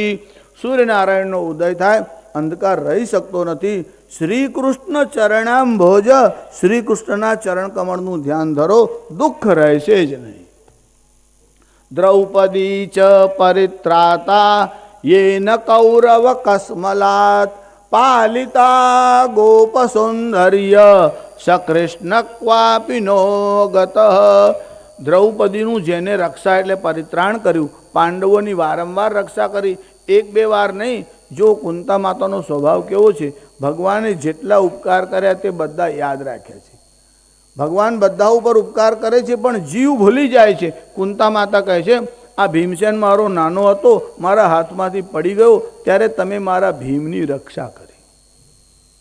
એકવાર રાજા પાંડુ શિકાર કરવા માટે ગયા હતા, ત્યારે કુંતા માતા સાથે ગયા હતા. ત્યારે ભીમસેનની અવસ્થા બહુ નાની, 6 માસની અવસ્થા હતી. એટલે એક ડુંગરી છે, એના ઉપર ટેકરી ઉપર આમ કુંતા માતા બેઠા હતા. ભીમસેન એમના ખોળામાં હતો. રાજા પાંડુ અશ્વ ઘોડા ઉપર બેસી અને શિકાર કરતા કરતા આમ જતા હતા. એ દરમિયાન એક વ્યાઘ્ર વાઘ જ્યાં કુંતા માતા બેઠા હતા તે દિશામાં આવ્યો. એક વાઘ આમ પાછળથી આવ્યો, જોરથી ત્રાડ પાડી, અને જ્યાં આ વાઘે ત્રાડ પાડી કુંતા માતા એકદમ ધ્રુજી ગયા. અને જ્યાં આમ કંપ આવ્યો શરીરમાં, ભીમસેન ખોળામાં હતો, નીચે પડ્યો. અને જ્યાં ભીમસેન નીચે પડ્યો ત્યાં પથ્થરની એક મોટી ચટ્ટાન હતી. 100 ફૂટની ઊંચાઈ ઉપર બેઠા હતા. કુંતા માતાના મનમાં થયું, શું થયું હશે? એટલે આમ એકદમ હાથ કાન ઉપર ગયા, ચીસ પાડતા પણ કંઠ અવરુદ્ધ થઈ ગયું. આમ નીચે નમીને જોયું તો શું જોયું? જ્યાં ભીમસેન જે પથ્થરના ઉપર પડ્યો હતો, સતધા વિચૂર્ણત, એ પથ્થરના 100 ટુકડા થયા, પણ ભીમસેન હસતો હતો.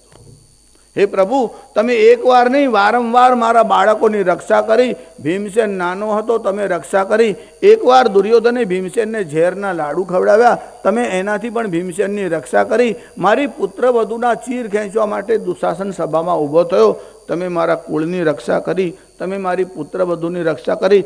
લાક્ષા ગૃહમાં પાંડવોને બાળવા માટે પ્રયત્ન કર્યો, તમે રક્ષા કરી.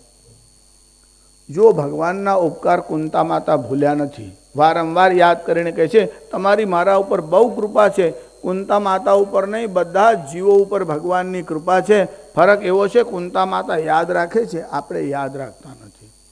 જ્યારે ભગવાનનું પ્રાગટ્ય થયું, આખા વ્રજમાં એટલો બધો આનંદ થયો, નંદ બાબાએ બધાને ભેટ સોગાદ આપવા લાગી. ધેનુ નામ નિયુતે પ્રાદાદ. ધેનુ એટલે ગાય, અને નિયુત એટલે 10,000 ગાયો બ્રાહ્મણોને દાનમાં આપી. ધેનુ નામ નિયુતે પ્રાદાદ વિપ્રેભ્ય સમલંકૃતે. ગાયો કેવી રીતે આપી? શણગારીને આપી. એટલે શણગારીને એટલે શું કર્યું? આ ગાયના જે શિંગડા છે એમાં ચાંદીના અને સુવર્ણના શિંગડા પહેરાવવામાં આવ્યા. એની ખૂંદ છે એના ઉપર રેશમી ટોપી મૂકવામાં આવી. એના ગળામાં ક્ષુદ્ર ઘંટિકાઓ બાંધવામાં આવી. એની પૂંછડી ઉપર રેશમી દોરી નાખવામાં આવી, અને પેટ ઉપર ધાબળી મુલાયમ છે એવી બનાવી અને ગાયના પીઠ ઉપર નાખવામાં આવી. ગાયના જે ખૂર છે એને ચાંદી વડે મઢવામાં આવ્યા, અને ગાય જે બ્રાહ્મણને દાનમાં આપી એને જોડે જોડે કહ્યું કે આ ગાયને ખવડાવવા માટે ઘાસ પણ જોઈશે, એટલે 1 મહિનાનો ઘાસનો ખર્ચો આટલો થાય છે, પહેલાં 1 વર્ષ સુધીનો ખર્ચો લો, પછીથી મને જાણ કરજો. એવું કહી અને ગાયોને શણગારીને બ્રાહ્મણોને દાનમાં આપી. ધેનુ નામ નિયુતે પ્રાદાદ વિપ્રેભ્ય સમલંકૃતે. જો તમારા મનમાં એવો વિચાર થાય કે આપણે ત્યાં નંદ મહોત્સવ થયો, અહીંયા આટલા બધા બ્રાહ્મણો છે, અમારે બ્રાહ્મણોનો સત્કાર કરવો છે. હવે નંદ બાબાએ ગાય આપી, આપણે તો ગાય આપવાની શક્તિ નથી. કોઈ આમ બહાર જાય અને એક કુરકુડિયું આમ લઈ આવે અને મહારાજને કે લો સંકલ્પ કરાવો, મારે તમને દાનમાં આપવું છે. અહીં એકલા એકલા ફરો છો, વડોદરામાં ફરો ત્યારે કંપની રહેશે, જરા જોડે લઈને ફરજો એમ. ચતુષ્પાદ એટલે 4 પગવાળા પ્રાણીનું દાન કરવું હોય. જુઓ, દાનનું પણ એક શાસ્ત્ર છે, એના માટે એક સ્વતંત્ર ગ્રંથ લખાયો છે, એનું નામ છે દાન મયુખ. દાન કેવું કરવાનું, ક્યારે કરવાનું, કેટલું કરવાનું, કોણે કરવાનું, આ બધા જ વિષયોનો એમાં વિચાર છે. ત્યારે તમારે ચતુષ્પાદ એટલે 4 પગવાળા પ્રાણીનું દાન કરવું હોય તો 3 જ પ્રાણીઓનું દાન કરી શકાય. ગજ, અશ્વ અને ગૌ એટલે હાથી, ઘોડા અને ગાય, આ 3 પ્રાણીઓનું દાન કરી શકાય. એવી રીતે તમારે ધાતુનું દાન કરવું હોય તો પણ નિયમ સુવર્ણમ રજતમ તામ્રમ આરકૂટં તથૈવ ચ. સુવર્ણની વસ્તુનું એટલે સોનાનું દાન કરાય. શાસ્ત્રીજી તમે તો કીધું સોનાનું દાન કરાય, પણ ભાવ તો જુઓ. ઘરમાં લાવવું હોય તો વિચાર કરવો પડે છે, દાન આપવાની કઈ વાત કરો છો? શાસ્ત્રીજી સોનાની શક્તિ ના હોય તો રજતમ એટલે ચાંદીનું દાન કરે. શાસ્ત્રીજી ચાંદીના ભાવ પણ હવે તો આકાશમાં ગયા છે, કોઈ બીજો વિકલ્પ બતાવ્યો નથી શાસ્ત્રોમાં. હા છે, સુવર્ણમ રજતમ તામ્રમ. સોનાની શક્તિ ના હોય તો ચાંદી, ચાંદીની શક્તિ ના હોય તો તામ્રમ, તાંબાનું દાન કરે. શાસ્ત્રીજી તાંબુ પણ બહુ મોંઘું થયું છે. આરકૂટં તથૈવ ચ.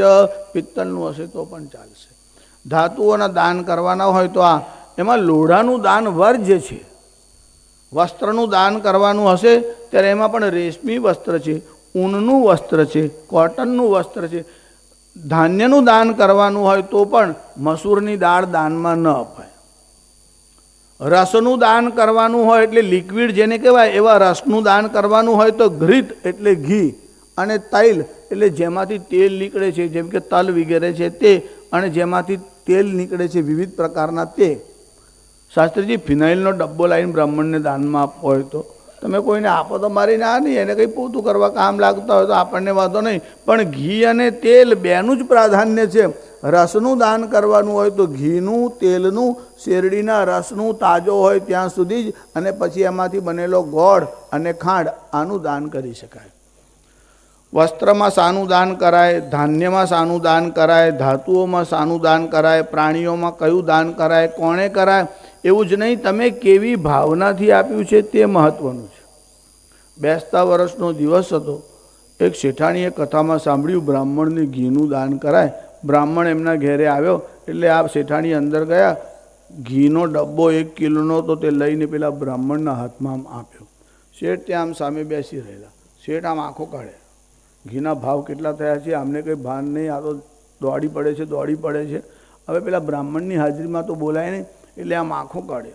કેટલીક વાર આંખોમાં જ થઈ જાય. હા, આ લોકો બહુ કુશળ હોય. ત્રીજો માણસ તો સમજે જ નહીં. પેલો તો બહાર બેઠો બોલે લીંબુનું શરબત બનાવજો, કાં તો ચા મૂકજો. હવે અંદર દૂધ નથી, પેલાને શું ખબર? પેલો તો બહારથી બૂમ પાડે ચા મૂકજો, એટલે પાછા એમના ઘરવાળા આવે ને તે કુશળ હોય, આમ કરે, લીંબુ છે, લીંબુ, ચા નથી, દૂધ નથી, આમ અંગૂઠો બતાવે, આમ. આ બધો ઈશારામાં જ વાત થઈ જાય એમ. એટલે આવેલા માણસને ખબર ન પડે, અને એને જ તો ગૃહસ્થાશ્રમની કુશળતા કહેવાય. આખા ગામને પ્રદર્શન કરવાની જરૂર નથી.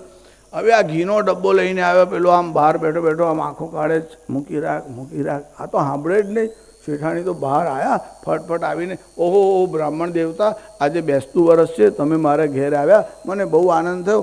આ ઘી આપના ઘેરે લઈ જાઓ, માનભોગ બનાવજો, ઠાકોરજીને ધરાવજો. બ્રાહ્મણ કે સારું. પેલો બ્રાહ્મણ ગયો એટલે આને તો તરત જ આમ પત્તીના બની જવું. તને કંઈ ભાન પડે છે? તારા બાપને ઘેરથી આવે છે ઘી, એટલે એને ડબ્બો આપી દીધો. તારા બાપે એકે ગાય તો આપી નથી, એકે ભેંસ આપી નથી, દૂધ મારે વેચાતું લાવવું પડે છે. માળ તો કિલો ઘી થયું, બ્રાહ્મણને આખો ડબ્બો પધરાવી દીધો. તમને સમજણ ન પડે, તમારે અમારા કામમાં બોલવાનું નહીં. ગઈકાલે જ 1 કિલો ઘી લાવ્યું અને 1 જ ચમચી ઘી મેં દીવા માટે કાઢ્યું. પછી દીવો કરવા ગઈ, એમાં ડબ્બો બંધ કરવાનું ભૂલી ગઈ અને એક ગરોળી અંદર પડી ગઈ. એ મેં ધીમેથી કાઢી લીધી છે. આ બ્રાહ્મણો તો મહાદેવના ભક્ત, હલાહલ ઝેર પી જાય તો ગરોળીથી એમને શું થવાનું છે? એટલે મેં લાવીને બ્રાહ્મણ દેવતાને ધેનું નામ નિયુતે પ્રાદાદ. નંદ બાબાએ દાન તો કર્યું પણ પ્રસન્નતાપૂર્વક કર્યું. અધિકારીને આપ્યું, મંત્રના જ્ઞાતા એવા બ્રાહ્મણોને આપ્યું, અને જીવ બાળ્યા વગર આપ્યું. કેટલાક લોકોનો સ્વભાવ હોય, જીવ બહુ બાળ્યા કરે, કંઈ પણ થાય એટલે હાય કરે. હાય કરો એના કરતાં હરી કરો તે સારું. હવે ઢળી ગયું તે તો પાછું આવવાનું નથી. પણ કેટલાક લોકો બહુ કુશળ, બાપ અને દીકરો બંને આમ સામે ડ્રોઈંગ રૂમમાં બેઠેલા, અને બાપ દીકરાને બધી સલાહ આપીને શીખવાડે, જો બેટા નકામો ફિજૂલ ખર્ચી કરવાની નહીં. હવે તું મોટો થઈ ગયો, જરા સમજ, કારણ વગર પેટ્રોલ બાળે તે સારું નહીં. 2 જણની આમ ચર્ચા ચાલતી હતી. છોકરાનું લગ્ન થાય એને મહિનો થયો હતો. છોકરાની વહુ અને છોકરાની માં બંને જણા રસોડામાં કામ કરતા હતા.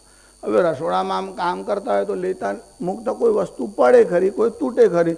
તે કાચની બરણી પડી, એનો અવાજ આવ્યો, ધમ લઈને બહાર પેલા બાપ દીકરો બેઠેલા એમને અવાજ સાંભળ્યો. એટલે બાપ દીકરો બે બેઠેલા, તે બાપે પેલા દીકરાને કીધું, દીકરા આ બરણી તારી માથી પડી છે. કે પપ્પા તમે જ્યોતિષી ક્યારથી થઈ ગયા? બહાર બેઠા બેઠા તમને કેવી રીતે ખબર પડી? અંદર તો 2 જણા છે, મારી વહુ પણ છે. એ વાત ખરી, પણ જો તારી વહુથી પડી હોત તો બરણી ના પડવાના અવાજની પાછળ તારી માનો અવાજ આવતો, પણ એક જ અવાજ આવ્યો, બરણીનો અવાજ આવ્યો, તારી માનો અવાજ નથી આવ્યો. એટલે આ તારી માથી જ ફૂટી હશે. એને કહેવાય અનુમાન. ઓબ્ઝર્વેશન કરવામાં આપણા લોકો બહુ સાર, કેટલું બધું જ્ઞાન, પણ આપણો લોજિક ઉપયોગ ક્યાં થાય છે તર્કનો? આપણે કેવળ સંસારના લાભ માટે જ તર્કનો ઉપયોગ કરીએ છીએ. ભારતમાં બુદ્ધિનો અભાવ છે જ નહીં. એટલા બધા બુદ્ધિશાળી લોકો આ દેશમાં છે. કોઈ વાર તો એવું લાગે છે કે વધારે પડતી બુદ્ધિ આમનામાં આવી ગઈ છે. અને એક શિક્ષક તો સ્કૂલમાં કામ કરે, તે બાકીના શિક્ષકો શું કરે? સ્કૂલનો સમય હોય એ સિવાય પાર્ટ ટાઈમ જોબ કરે અને સાઈડમાં ઇન્કમ ઊભી કરે. પણ એક શિક્ષક ત્યાં આવેલા ને, એમનું કામ જ એવું કે મહેનત કરવાની નહીં, વગર મહેનતે જ રૂપિયા જોઈએ આવવાનો સ્વભાવ. એટલે શું કરે? રોજ 600 રૂપિયાની નેટ ઇન્કમ થાય એવો એને એક કિમિયો શોધી કાઢેલો. સ્ટાફમાં જેટલા લોકો બેઠા હોય ને તેમાં કોઈની ને કોઈની જોડે શરત લગાવી દે અને 200 રૂપિયા 500 રૂપિયાની શરત મારે અને એ જીતી જ જાય. એકવાર એવું થયું કે બાજુની સ્કૂલમાં એક શિક્ષકની જરૂર હતી. એટલે આને વિચાર કર્યો કે અહીંયા હું જઉં તો સારું. ને સ્ટાફના લોકો પણ એનાથી ત્રાસી ગયેલા કે આ શરત મારે છે, બધાને નુકસાનમાં ઉતારે છે, એના કરતાં આપણી સ્કૂલમાંથી જાય તો સારું. એટલે કીધું કે આને જ બીજી સ્કૂલમાં મોકલી આપો. એટલે આ બીજી સ્કૂલમાં ગયા. ત્યાંના પ્રિન્સિપાલે કહ્યું ઇન્ટરવ્યૂ લીધા પછી હું સિલેક્ટ કરીશ. તો સારું. હવે આને એવી ખબર પડી કે આ જે શિક્ષક લલ્લુભાઈ નામના આવે છે એમને શરત લગાવવાનો બહુ શોખ છે. એટલે પેલા પ્રિન્સિપાલે એમને ઇન્ટરવ્યૂમાં બોલાવે. પૂછ્યું તમારું નામ? તો કહે છે લલ્લુભાઈ. કયા સબ્જેક્ટ ભણાવો છો? તો કે મેથ્સ ભણાવું છું, સાયન્સ ભણાવું છું, અંગ્રેજી ભણાવું છું. તમે આ બધા સબ્જેક્ટ બરાબર ભણાવશો? હા બધા બરાબર ભણાવીશ, અને પ્યુન નહીં આવ્યો હોય તો બેલ પણ હું જ વગાડી આવીશ, તમે એ ચિંતા ના કરશો. જરાક આડું બોલવાની શરૂઆત કરી એટલે આચાર્યને યાદ આવ્યું અને પેલા આચાર્ય એમને સાવધાન કરેલા કે અમારી સ્કૂલમાંથી જે લલ્લુભાઈ નામના શિક્ષક આવ્યા છે એમને શરત લગાવવાનો શોખ છે, એટલે તમે સાવધાન રહેજો. એટલે આ પ્રિન્સિપાલે કીધું ઓહો બહુ સારું થયું, હું આવા જ માણસની શોધમાં હતો, મને પણ શરત લગાવવાનો બહુ શોખ છે. એટલે આચાર્ય કીધું ભલે શોખ હોય પણ લલ્લુથી સાવધાન રહેજો. કે ના તમે આવવા તો દો. એટલે આ લલ્લુ આવ્યા એટલે પેલા આચાર્યે પૂછ્યું મેં એવું સાંભળ્યું છે તમને શરત લગાવવાનો બહુ શોખ છે? ના સાહેબ, મારા જેવા ગરીબ માણસને ક્યાંથી? ઠીક છે, આ તો કોઈની ઈચ્છા હોય તો આપણે ના નહીં. ત્યારે આચાર્ય કીધું સંકોચ ના કરશો, મને પણ શરત લગાવવાનો બહુ શોખ છે. એટલે કે ઓહો તો હમણાં લગાવી દઈએ, એમાં શું વાત? બોલો સાહેબ તમારી પીઠમાં તલ છે, 200 રૂપિયાની શરત. હવે આને મોઢું પહેલી વાર જોયું અને કે સાહેબ તમારી પીઠમાં તલ છે. પેલા આચાર્ય કીધું કે ભાઈ વિચાર કર, પછી એવું ના થાય કે મોકો ના આપ્યો, આચાર્ય મને લૂંટી લીધો. ના બસ 200 રૂપિયાની શરત. કે કેશ કાઢ. એટલે 200 રૂપિયા ટેબલ પર મૂક્યા. એટલે આચાર્ય પણ 200 રૂપિયા મૂક્યા. એમને આમ શર્ટ અને કોટ કાઢીને બતાવી કે જો તલ નથી. હા સાહેબ હું હારી ગયો, 200 રૂપિયા લઈ લો. આને થયું કે પેલો વખાણ બહુ કરતો તો આવતામાં જ 200 રૂપિયા હારીને ગયો. એટલે એને ગર્વ થયો કે મેં આને પણ શરતમાં જીતી લીધો. એટલે એને પેલા પ્રિન્સિપાલને ફોન કર્યો કે તમે તો બહુ વખાણ કરતા હતા લલ્લુ કાકાના, મેં તો આવતામાં જ 200 રૂપિયા જીતી લીધા. કે શું થયું? મને કહે છે કે તમારી પીઠમાં તલ છે, 200 રૂપિયાની શરત. મેં તો બતાવી અને 200 રૂપિયા લઈ લીધા. પેલો કહે છે ગજબ થયો ગજબ. કે શું થયું? કે તમારો છોકરો તો મારી સ્કૂલમાં ભણે છે. કે હા. તો કે તમારા છોકરા જોડે શરત લગાવીને ગયો છે કે તારા બાપને ઓફિસમાં ઉઘાડો ના કરું તો 1000 રૂપિયાની શરત. હવે એના બાપે શર્ટ કાઢીને તલ બતાવ્યું, 200 રૂપિયા એના બાપને આપ્યા, છોકરા પાસેથી 1000 રૂપિયા લઈ લીધા. 800 રૂપિયા નેટ પ્રોફિટ. બુદ્ધિની કમી તો આ દેશમાં છે જ નહીં. બુદ્ધિ તો બહુ છે, કેવળ ભગવત કાર્યમાં બુદ્ધિ નથી વાપરતા, એમાં જ આપત્તિ છે. નંદ બાબાએ આ બ્રાહ્મણોને બોલાવ્યા. બધા બ્રાહ્મણોને ગાયો દાનમાં આપી. ધેનુ નામ નિયુતે પ્રાદાદ વિપ્રેભ્ય સમલંકૃતે તિલાદ્રીન સપ્તરત નૌઘ સાત કૌભાંબરાવૃતાન કાલેન સ્નાન શૌચાભ્યામ સંસ્કારૈસ્તપસ્યજયા શુદ્ધ્યંતિ દાનૈઃ સંતુષ્ટ્યા દ્રવ્યાણ્યાત્માત્મ વિદ્યયા સૌમંગલ્ય ગિરો વિપ્રા સૂત માગધ વંદિન.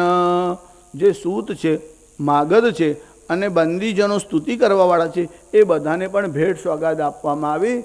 વધારે શું કહેવું? રમા ક્રીડન ભૂનૃપ. જ્યારથી ભગવાન વ્રજમાં આવ્યા, રમા એટલે લક્ષ્મી, ત્યારથી લક્ષ્મીજી પણ ભગવાનની સાથે સાથે વ્રજમાં આવ્યા અને આખા વ્રજની સંપત્તિ એટલી બધી વધવા લાગી છે કે રમા ક્રીડન ભૂનૃપ. લક્ષ્મીજી માનો વ્રજમાં જ રહેવા લાગ્યા. જો નંદ બાબાને ત્યાં નંદોત્સવ થયો, લક્ષ્મીજી ત્યાં પ્રસન્ન થઈને વ્રજમાં રહેવા લાગ્યા. આ 5મા અધ્યાયમાં નંદ મહોત્સવનું વર્ણન આવ્યું, પણ એના આગલા અધ્યાયમાં કંસે એક મીટિંગ કરી હતી. આ મીટિંગમાં બધા મંત્રીઓને બોલાવ્યા, અસુરોને બોલાવ્યા, અનેક સૂચના આપવામાં આવી કે આટલા લોકોનો જો નાશ નહીં કરો ત્યાં સુધી ધર્મનો નાશ નહીં થાય. આ કંસ ધૂર્ત હતો, મૂર્ખ નહોતો, બુદ્ધિમાન તો હતો જ. આ કંસે મંત્રીઓને બોલાવ્યા, અનેક સૂચના આપી. કેવી સૂચના આપી? વિપ્રાગાવશ્ચ વેદાશ્ચ તપસ્સત્યમ દમસ્તથા શ્રદ્ધા દયા તિતિક્ષા ચ ક્રતવશ્ચ હરેસ્તનુ. આ 11 ભગવાનના શરીર છે. જેમ કોઈ માણસના પર તમારો બહુ રોષ આવે, તમે એના હાથ કાપો, પગ કાપો, જીભ કાપો, તો પછી એ માણસ કંઈ કામ કરવાને લાયક રહી શકતો નથી. તો આ 11 ભગવાનના અંગ છે, અને આ ભગવાનના અંગોનું છેદન કરશો તો ધર્મનો આપોઆપ નાશ થશે. ભગવાનના 11 શરીર છે, એમાં પહેલું જ નામ છે વિપ્રા, એટલે બ્રાહ્મણ. બ્રાહ્મણોનો દ્વેષ કરો. બ્રાહ્મણોનો વિરોધ કરવાની ઈચ્છા થાય એટલે સમજી ચાલો કંસનો પહેલો મંત્રી આ હોવો જોઈએ. પહેલી સૂચના કંસે આપી, વિપ્રા એટલે બ્રાહ્મણોનો દ્વેષ કરો. જ્યાં સુધી બ્રાહ્મણો રહેશે ત્યાં સુધી વેદ ધર્મ રહેશે. આધ્યાત્મની સાધના કરવાની વાતો કરવી છે અને બ્રાહ્મણો માટે દ્વેષ રાખો, આ બે વાત બનશે નહીં.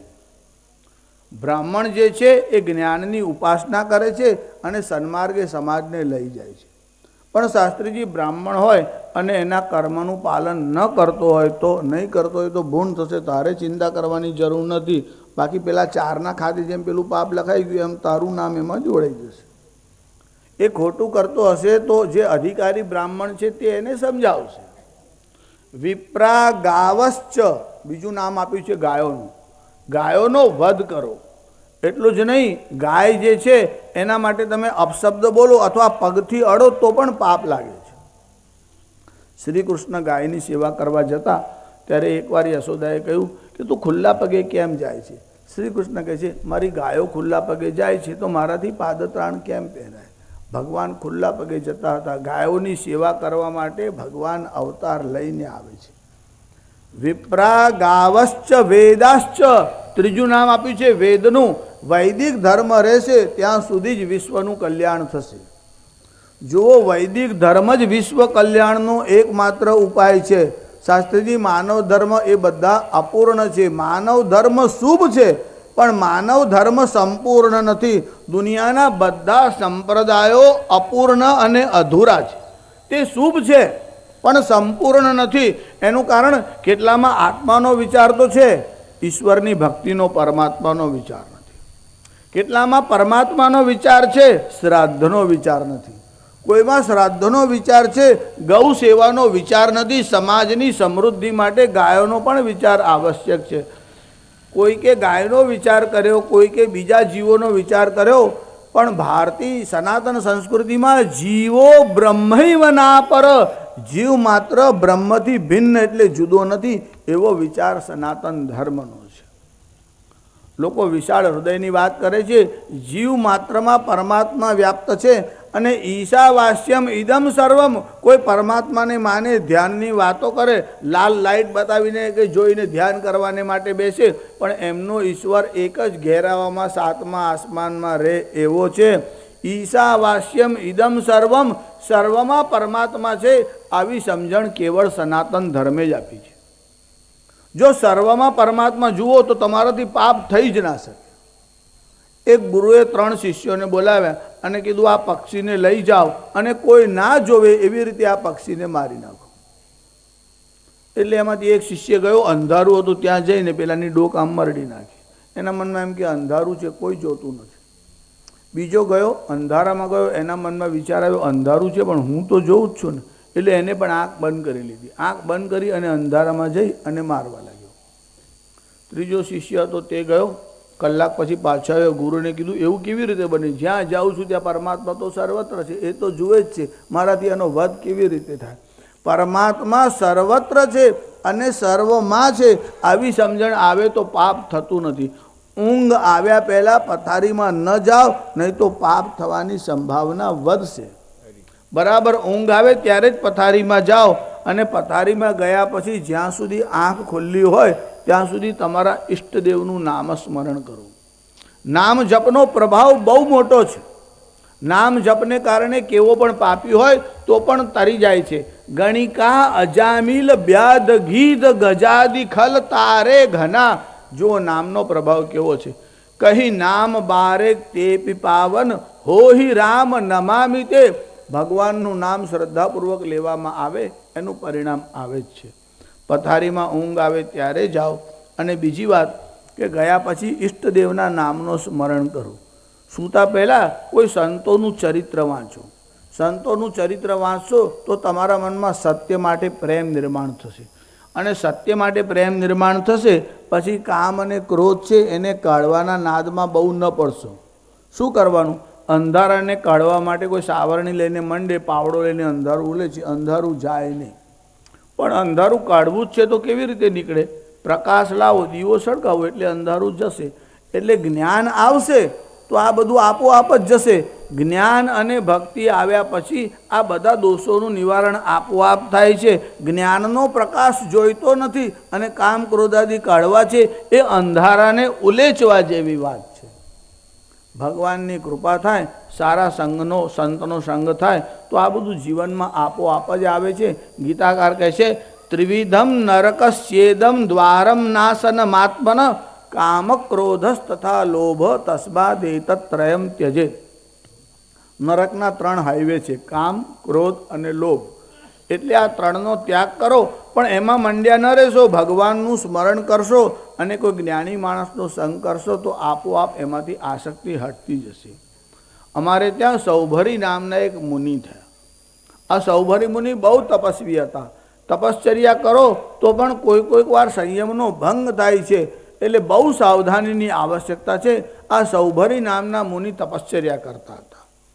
એકવાર સ્નાન કરવાને માટે નદીના કિનારા ઉપર ગયા. જળ લઈ અને સૂર્યનારાયણને આમ અર્ઘ્ય આપતા હતા. જ્યાં જળ લેવા માટે આ મુનિ ગયા, શું જોયું? ત્યાં જળમાં એક માછલો અને માછલી જળ ક્રીડા કરતા હતા. આ માછલા અને માછલીને ક્રીડા કરતા જોઈ અને ઋષિના મનમાં થયું હું પણ સંસારનું સુખ ભોગવું તો. ઋષિને ખાલી આવો વિચાર આવ્યો. એક દૃશ્ય જોયા પછી પણ મનમાં પાપ આવે છે. પાપ પહેલાં આંખમાં આવે છે, પછી મનમાં આવે છે. ગીતાકાર કહે છે ધ્યાયતો વિષયાન પુંસ સંગસ્તે સુપજાયતે. વિષયોનું થતા ધ્યાન જાગે છે ભોગ લાલસા. લાલસા કામને પ્રેરે, કામ ક્રોધ પરિણમે. ક્રોધથી મોહ વ્યાપે છે, મોહથી સ્મૃતિનાશ છે, સ્મૃતિનાશે બુદ્ધિનાશ, તેમાંથી સર્વનો નાશ છે. એટલે આંખનું બહુ જતન કરો. આંખને ગમે ત્યાં ભટકવા ન દો. જ્યાં જ્યાં આંખ જાય ત્યાં ઈષ્ટ દેવતાનું દર્શન કરો. આ સૌભરી નામના મુનિએ માછલા અને માછલીને ક્રીડા કરતું જોયું. એમના મનમાં સંસારનું સુખ ભોગવવાની ઈચ્છા થઈ. પોતે બ્રહ્મચારી હતા છતાં પણ સંસારનું સુખ ભોગવવાની ઈચ્છા થઈ અને ત્યાંથી ઊભા થયા અને ગયા સીધા માનધાતા રાજાના દરબાર. રાજાએ જોયું કે મુનિ મારે ત્યાં આવ્યા છે. રાજાએ સત્કાર કર્યો. મુનિને બેસવા માટે આસન આપ્યું, પ્રણામ કર્યા. મુનિને કહ્યું બોલો આપની શું ઈચ્છા છે? હું આપની શું સેવા કરું? આ રાજ્ય આપનું છે, જે જોઈએ તે આપ માગી લો. રાજાને ખબર નહીં કે મુનિ શું માગશે. મુનિએ કીધું રાજા મારી ઈચ્છા વિવાહ કરવાની છે. રાજકન્યાને બોલાવો, એની સાથે હું વિવાહ કરીશ. રાજાના મનમાં થયું આ ઋષિ તો વૃદ્ધ થયા છે અને રાજકન્યા સાથે વિવાહ કરવાની ઈચ્છા રાખે છે. મુનિને ના પડાય નહીં, ક્રોધ થાય તો શું થાય? એટલે ભય હતો. સેવકને બોલાવીને કહ્યું જાઓ રાજકન્યાને સમાચાર આપો કે રાજસભામાં એક મુનિ આવ્યા છે, એમની ઈચ્છા વિવાહ કરવાની છે. બધી જ રાજકન્યાઓને વરમાળા લઈને તેડી લાવો. જેની ઈચ્છા હશે તે મુનિને વરમાળા પહેરાવશે. રાજાના મનમાં એમ કે આપણે ના પાડવાની ઝંઝટ રહે જ નહીં. કોઈ કન્યા આ ડોસાને પસંદ કરવાની નથી. આપોઆપ પ્રશ્ન હલ થઈ જશે. 50 રાજકન્યાઓ હતી. એમના હાથમાં વરમાળા આપવામાં આવી. આ કન્યાઓ રાજસભામાં આવી. કીધું કે જેની ઈચ્છા હોય તે મુનિના ગળામાં વરમાળા નાખે. જો કોણે શામાં રસ આવશે અને કોણ શાને પસંદ કરશે, જે લોકોએ સાયકોલોજીનો અભ્યાસ કર્યો હોય ચાઇલ્ડ સાયકોલોજી, વુમન સાયકોલોજી અને હ્યુમન સાયકોલોજીનો અભ્યાસ કર્યો હોય તો તમને આ બધા વિષયોની ખબર પડે. જ્યારે વિવાહની વાત ચાલતી હોય ને ત્યારે કોણે શામાં રસ આવે? કન્યા વરયતી રૂપમ. કન્યાને સૌથી પહેલાં રૂપનો વિચાર આવે. છોકરો હેન્ડસમ હોવો જોઈએ. કન્યા વરયતી રૂપમ. માતા વિત્તમ. માને વિચાર આવે ધનવાળો હોવો જોઈએ. મારી છોકરી દુઃખી રહીને પાછી આવે એવું નહીં. એને તો ગાડી સિવાય નીચે પગ જ ના મૂકે તો. એટલે ધનવાળો હોય તો સારું. માતા વિત્તમ પિતા ગુણમ. બાપના મનમાં થાય ગાડી હોય પણ ભાગ્યો હોય તો શું કામનું? ભણેલો હોવો જોઈએ, વિદ્યાવાળો હોવો જોઈએ. મા વિચારે ધન હોય, બાપ વિચારે વિદ્યા હોય. બાંધવા કુલમિચ્છંતી. ભાઈના મનમાં વિચાર આવે કે કુળવાન હોવો જોઈએ, વિદ્યા હોય, ધન હોય. મારી બહેનનું લગ્ન થાય, મા બાપ તો કાલે જતા રહે અને પેલો કોઈ લફડું કરીને બીજું લગ્ન કરી લાવે, આખી જિંદગી બહેનને મારે રાખવી પડે. એટલે સંસ્કારી હોવો જોઈએ. બાંધવા કુલમિચ્છંતી. ભાઈઓને વિચાર હોય છે કે કુળવાન હોવો જોઈએ અને કુળની આબરૂનો વિચાર રાખે એવો હોવો જોઈએ. બાંધવા કુલમિચ્છંતી મિષ્ટાન્નમ ઇતરે જના. બાકીના લોકોને તો બસ મોડું ઘડ્યું કરાવો, સ્વીટ ખવડાવો. એમને તો મીઠાઈમાં જ રસ હોય. એમને તો જે કન્યાનું થવું હોય થાય, જે વરનું થવું હોય તે થાય. વર વરો કે કન્યા વરો, પણ ગોરને લાભ કરો. ગોર મહારાજને દક્ષિણામાં રસ હોય, લોકોને મિષ્ટાનમાં રસ હોય. કન્યાને રૂપમાં રસ હોય કે છોકરો રૂપવાન હોવો જોઈએ. પોતે ભલે સૂરપંખાની બહેન હોય તોય પાછો આ છોકરો તો આવો છે, આ તો પણ તું વારસો તો જો કેવી દેખાય છે. પણ એમના મનમાં એવું કે હું બહુ સુંદર લાગુ છું, હું બહુ સુંદર લાગુ છું. આ રાજકન્યાઓ વરમાળા લઈને આવી. ઋષિ રાજાના મનનો ભાવ જાણી ગયા કે રાજાએ કયા કારણથી આ કન્યાઓને બોલાવી છે. ઋષિ તપસ્વી હતા. પોતાના તપના પ્રભાવથી કામદેવને પણ શરમાવે એવું સુંદર રૂપ આમ ઋષિએ ધારણ કર્યું. એક તો તપનો પ્રભાવ, વિદ્યાનો પ્રભાવ, અને જ્યાં એમને તપના પ્રભાવથી સુંદર સ્વરૂપ ધારણ કર્યું, પેલી કન્યાઓ વરમાળા લઈને ત્યાં આવી. એક બે નહીં, 50 કન્યાઓ વરમાળા ઋષિના ગળામાં નાખી દીધી. હવે તો રાજા એકદમ સ્તબ્ધ બન્યો, વિચાર કરવા લાગ્યો. મેં જ કહ્યું હતું જે તમને પસંદ કરે એને તમારી જોડે પરણાવીશ. હવે આ બધી પસંદ કરશે એવો તો એને કલ્પના હતી નહીં. બધી કન્યાએ વરમાળા નાખી અને ત્યાં તો ઋષિએ કીધું કે જુઓ, તમે વરમાળા નાખી એ વાત સાચી, હું તમારી સાથે લગ્ન કરીશ એ વાત સાચી, પણ ક્યાં સુધી હું સંસારમાં રહીશ એનો ભરોસો નહીં. મને વૈરાગ્ય આવશે એટલે હું આ બધાનો ત્યાગ કરીને ચાલ્યો જઈશ. આ જેની ઈચ્છા હોય તે જ મારી સાથે આવે. તો એકવાર તો બધી કન્યાઓ તૈયાર થઈ ગઈ. ના, અમે તમારી સાથે જ રહીશું, તમે જેવા નિયમથી કહેશો એવા નિયમથી રહીશું. સૌભરી નામના મુનિ વિવાહ કરીને આવ્યા. તમારા મનમાં વિચાર આવે, શાસ્ત્રીજી આ મુનિએ આટલા બધા લગ્ન કર્યા અને અમને 2 લગ્નની તમે ના પાડો છો, બરાબર કહેવાય? જો આ ઋષિએ શું કર્યું, જેવા વિવાહ કરીને આવ્યા એટલે પોતાના તપના બળથી ખાલી હાથમાં આમ જળ લીધું અને સંકલ્પ કર્યો, અને સંકલ્પ કરીને આમ જળ છોડ્યું અને 50 ભવન એટલે મહેલ તૈયાર થઈ ગયા. આપણે જે તૈયાર કર્યો છે એના હપ્તા પૂરા થાય પછી બીજો વિચાર કરવાનો. આ તો ઋષિઓ તો સંકલ્પ કરે એટલે થઈ જાય. એમનું સામર્થ્ય જુદું છે. ઋષિઓનું સામર્થ્ય ને આપણું સામર્થ્ય ક્યાં સરખું હોય? આ ઋષિએ 50 મહેલ તૈયાર કર્યા, 50 કન્યાઓ સાથે વિવાહ થયા. અને એક દિવસે વહેલી સવારે ભગવાનનું ધ્યાન કરવા માટે બેઠા હતા. ચિત્ત એવું તદાકાર થયું, બધી જ કન્યા અને મહેલોનો ત્યાગ કરી અને ઋષિ ચાલ્યા ગયા. જેને પરણવામાં વાર નહીં, જેને ત્યાગ કરતા વાર નહીં. યદ હરેવ વિરજેત તદ હરેવ પ્રવ્રજેત. જ્યારે વૈરાગ્ય આવે એ જ ક્ષણે સંન્યાસ ધારણ કરવાનું. આ 50 કન્યાઓ એ ચિત્તની વૃત્તિઓ છે. માણસના મનમાં જુદી જુદી જાતની વૃત્તિઓ ઉઠે છે. આ લઈ લઉં, આ લઈ લઉં, આ કરી લઉં, આ કરી લઉં. પણ જ્યારે ધ્યાનમાં બેસો ત્યારે આ બધી વૃત્તિઓ શાંત થઈ જાય છે અને બધી વૃત્તિઓનો ત્યાગ કરી અને ચિત્તને પરમાત્મામાં લગાડો. આ સૌભરી મુનિએ કામ પર વિજય કેમ મેળવવો તેની એક કળા શીખવાડી છે. શ્રી કૃષ્ણનું જે ચિંતન કરે એને કામ પીડા આપી શકતો નથી. અને જો શ્રી કૃષ્ણનું ચિંતન કર્યા પછી તમારા મનમાં વ્યભિચારનો વિચાર આવતો હોય તો સમજો કે તમારા ગુરુ કાચા છે, તમને યોગ્ય માર્ગદર્શન મળ્યું નથી. શ્રી કૃષ્ણનું સ્મરણ કર્યા પછી કામ રહી શકતો નથી. અરે ભગવાન શંકરની સામે આ કામદેવ યુદ્ધ કરવાને માટે ગયો. દેવતાઓએ જ આને મોકલ્યો હતો અને આ કામદેવ ગયો અને મનમથ 5 બાણ, આ કામદેવના 5 બાણ છે, ભગવાન શંકર પર આમ છોડવા લાગ્યો. ભગવાન શંકરે ત્રીજું નેત્ર ખોલ્યું અને કામદેવ ભસ્મ થયો. જ્ઞાનનું ત્રીજું નેત્ર છે, જેને કહેવાય છે ધ થર્ડ આઈ. યોગમાં જેને ત્રીજું નેત્ર કહેવાય છે તે જ્ઞાનનું છે. જ્યારે જ્ઞાન નિર્માણ થાય અને વિવેક નિર્માણ થાય. વિવેક કોણે કહેવાય? આજકાલ લોકો વિવેકનું ટ્રાન્સલેશન મેનર્સ કરે છે. સારી રીતભાતથી વર્તો એ મેનર્સ છે. વિવેક એટલે ડિસ્ક્રિમિનેશન. વિવેક શક્તિ જેને કહેવાય છે તે પરમેનન્ટ એન્ડ ઇમ્પરમેનન્ટ, નિત્ય અને અનિત્ય વસ્તુ વચ્ચેનો વિવેક. નિત્ય વસ્તુ એકમ, નિત્ય વસ્તુ એક જ છે અને તે એટલે પરબ્રહ્મ. એનાથી વ્યતિરિક્ત બીજું જે કંઈ છે એ બધું જ અનિત્ય છે. જો ઈશ્વર સિવાય બધું જ અનિત્ય છે તો એમાં આસક્તિ થાય જ કેવી રીતે? એટલે ઈશ્વર નિત્ય વસ્તુ છે આવી સમજણ આવે તો સંસારના કોઈ પદાર્થમાં તમારું આકર્ષણ થઈ શકતું નથી. અને પરમાત્મા સાથે એક થવાની જે કલા છે એને કહેવાય છે ધ્યાન. જેમ તમારા હાથમાં ગંગાજળ હોય અને ગંગાજળની લોટી પાછી ગંગામાં પધરાવો એટલે ગંગાજળ ગંગાજળમાં ભળી જાય છે, એમ ધ્યાન કરતાં કરતાં જીવ શિવમાં ભળી જાય. એને તદાકાર વૃત્તિને મોક્ષ કહેવામાં આવે છે. લોકો તો મોક્ષ એટલે એવું સમજે છે કે પોપટને પાંજરામાંથી છોડો ને બહાર આવી ગયો, એવી રીતે એમનો જીવ કોઈ જગ્યાએ ઉડીને નીકળી જશે. જીવ કોઈ જગ્યાએ જતો નથી, આવતો નથી. જતો અને આવતો હોય એવો ભાસ થાય છે. આત્મા, જીવ અને પ્રાણ આ બધી વેદાંતની પરિભાષાઓ જો સમજો તો જેમ ગંગાજળ લોટામાં હોય ત્યાં સુધી એમાં નાવડી તરી શકતી નથી, પણ લોટામાંનું જળ જો ગંગામાં છોડી દેવામાં આવે પછી એમાં નાવડીઓ ફરવા લાગે છે. જેમ લોટાની ઉપાધિ હોય ત્યાં સુધી ગંગાજળ અને લોટાના જળમાં ભેદ છે, એમ જ્યાં સુધી ઉપાધિ હોય ત્યાં સુધી ઈશ્વરમાં અને જીવમાં ભેદ છે. એ જે ભેદ હોય તે બે પ્રકારના હોય છે. એક સ્વતઃસિદ્ધ ભેદ અને એક ઔપાધિક ભેદ. સ્વતઃસિદ્ધ ભેદ એટલે ઘોડો અને ગાય.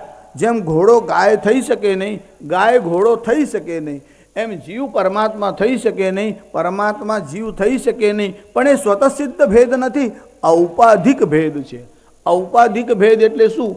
જેમ ઘડામાં જે આકાશ હોય તેને કહેવાય ઘટાકાશ, અને બહાર જે આકાશ હોય તેને કહેવાય મહાકાશ, અને મઠમાં જે આકાશ હોય તેને કહેવાય મઠાકાશ. ત્યારે ઘડાકાશ, મઠાકાશ અને મહાકાશ. જ્યારે ઘટાકાશ ઘડો ફૂટી જાય ત્યારે આ ઘટાકાશ ક્યાં જાય છે? જેમ ઘટાકાશ મહાકાશમાં ભળી જાય છે, એમ અહમ વૃત્તિનો લય થાય ત્યારે જીવ બ્રહ્મ સ્વરૂપ થાય છે. જીવે બ્રહ્મ બનવાનું નથી, બ્રહ્મ છે એવું માત્ર જાણવાનું છે. અહીંયા દસમ સ્કંદમાં નિરોધ લીલા છે. મનનો નિરોધ કરવાનો છે. તે યોગ માર્ગથી થઈ શકે, પણ એ માર્ગ કઠિન છે. એના કરતાં ભગવાનમાં મન તદાકાર થાય તો બહુ સરળ રીતે પરમાત્મા સાથે એકરૂપ થઈ શકાય છે. આ 7મા અધ્યાયમાં ભગવાનની વિવિધ લીલાઓનું વર્ણન છે. 6ઠ્ઠા અધ્યાયમાં પૂતનાનો ભગવાને મોક્ષ કર્યો તેની કથાનો ઉલ્લેખ છે. કંસે બધાને છોડ્યા હતા કે જાઓ નગરમાં જ્યાં જ્યાં નાના શિશુ એટલે બાળકો દેખાય છે એ બધાને જ જહેર આપો અને આ બધા બાળકોનો વધ કરો. એટલે પૂતના પોતાના વક્ષ ઉપર હલાહલ વિષ લગાડી અને ગોકુળમાં આવી. ત્યારે નંદ બાબા ટેક્સ ભરવા માટે મથુરા ગયા હતા. નંદ બાબાની હાજરીમાં પૂતના આવી શકી નથી. નંદ એટલે જીવ અને પૂતના એટલે વાસના. પૂત એટલે પવિત્ર અને ના એટલે નહીં. જો વિષ્ણુ સહસ્રનામનો તમે પાઠ કરતા હશો તો એમાં ભગવાનનું એક નામ આવે છે પૂતાત્મા પરમાત્મા ચ. પૂતાત્મા એટલે પવિત્ર આત્મા, અને જે પવિત્ર નથી તે વાસના. આ પૂતના 14ના દિવસે આવી. જો ભગવાનનું પ્રાગટ્ય અષ્ટમીના દિવસે થયું એટલે પૂતના આવી ત્યારે ભગવાન 6 દિવસના હતા. આ પૂતનાનો પ્રવેશ ક્યારે થયો? જ્યારે નંદ બાબા કર આપવા માટે બહાર ગયા હતા ત્યારે. એટલે જીવ જ્યાં સુધી અંતર્મુખ હોય ત્યાં સુધી વાસનાઓ ત્રાસ આપતી નથી. જીવ બહિર્મુખ થાય ત્યારે જ વાસનાઓનો પ્રવેશ થાય છે. આ વાસના 14ના દિવસે પૂતના આવી એ 14 ઠેકાણે રહેલી છે. આ 14 એટલે 5 કર્મેન્દ્રિય, 5 જ્ઞાનેન્દ્રિય, મન, બુદ્ધિ, ચિત્ત અને અહંકાર. આ 14 ઠેકાણે વાસના રહેલી છે. જ્યારે આ પૂતનાનો પ્રવેશ થયો અને પૂતના શ્રૃંગાર કરીને આવી અને નંદ બાબાના ઘરની સામે ઊભી રહી. ભગવાને પણ લીલા કરવા માંડી.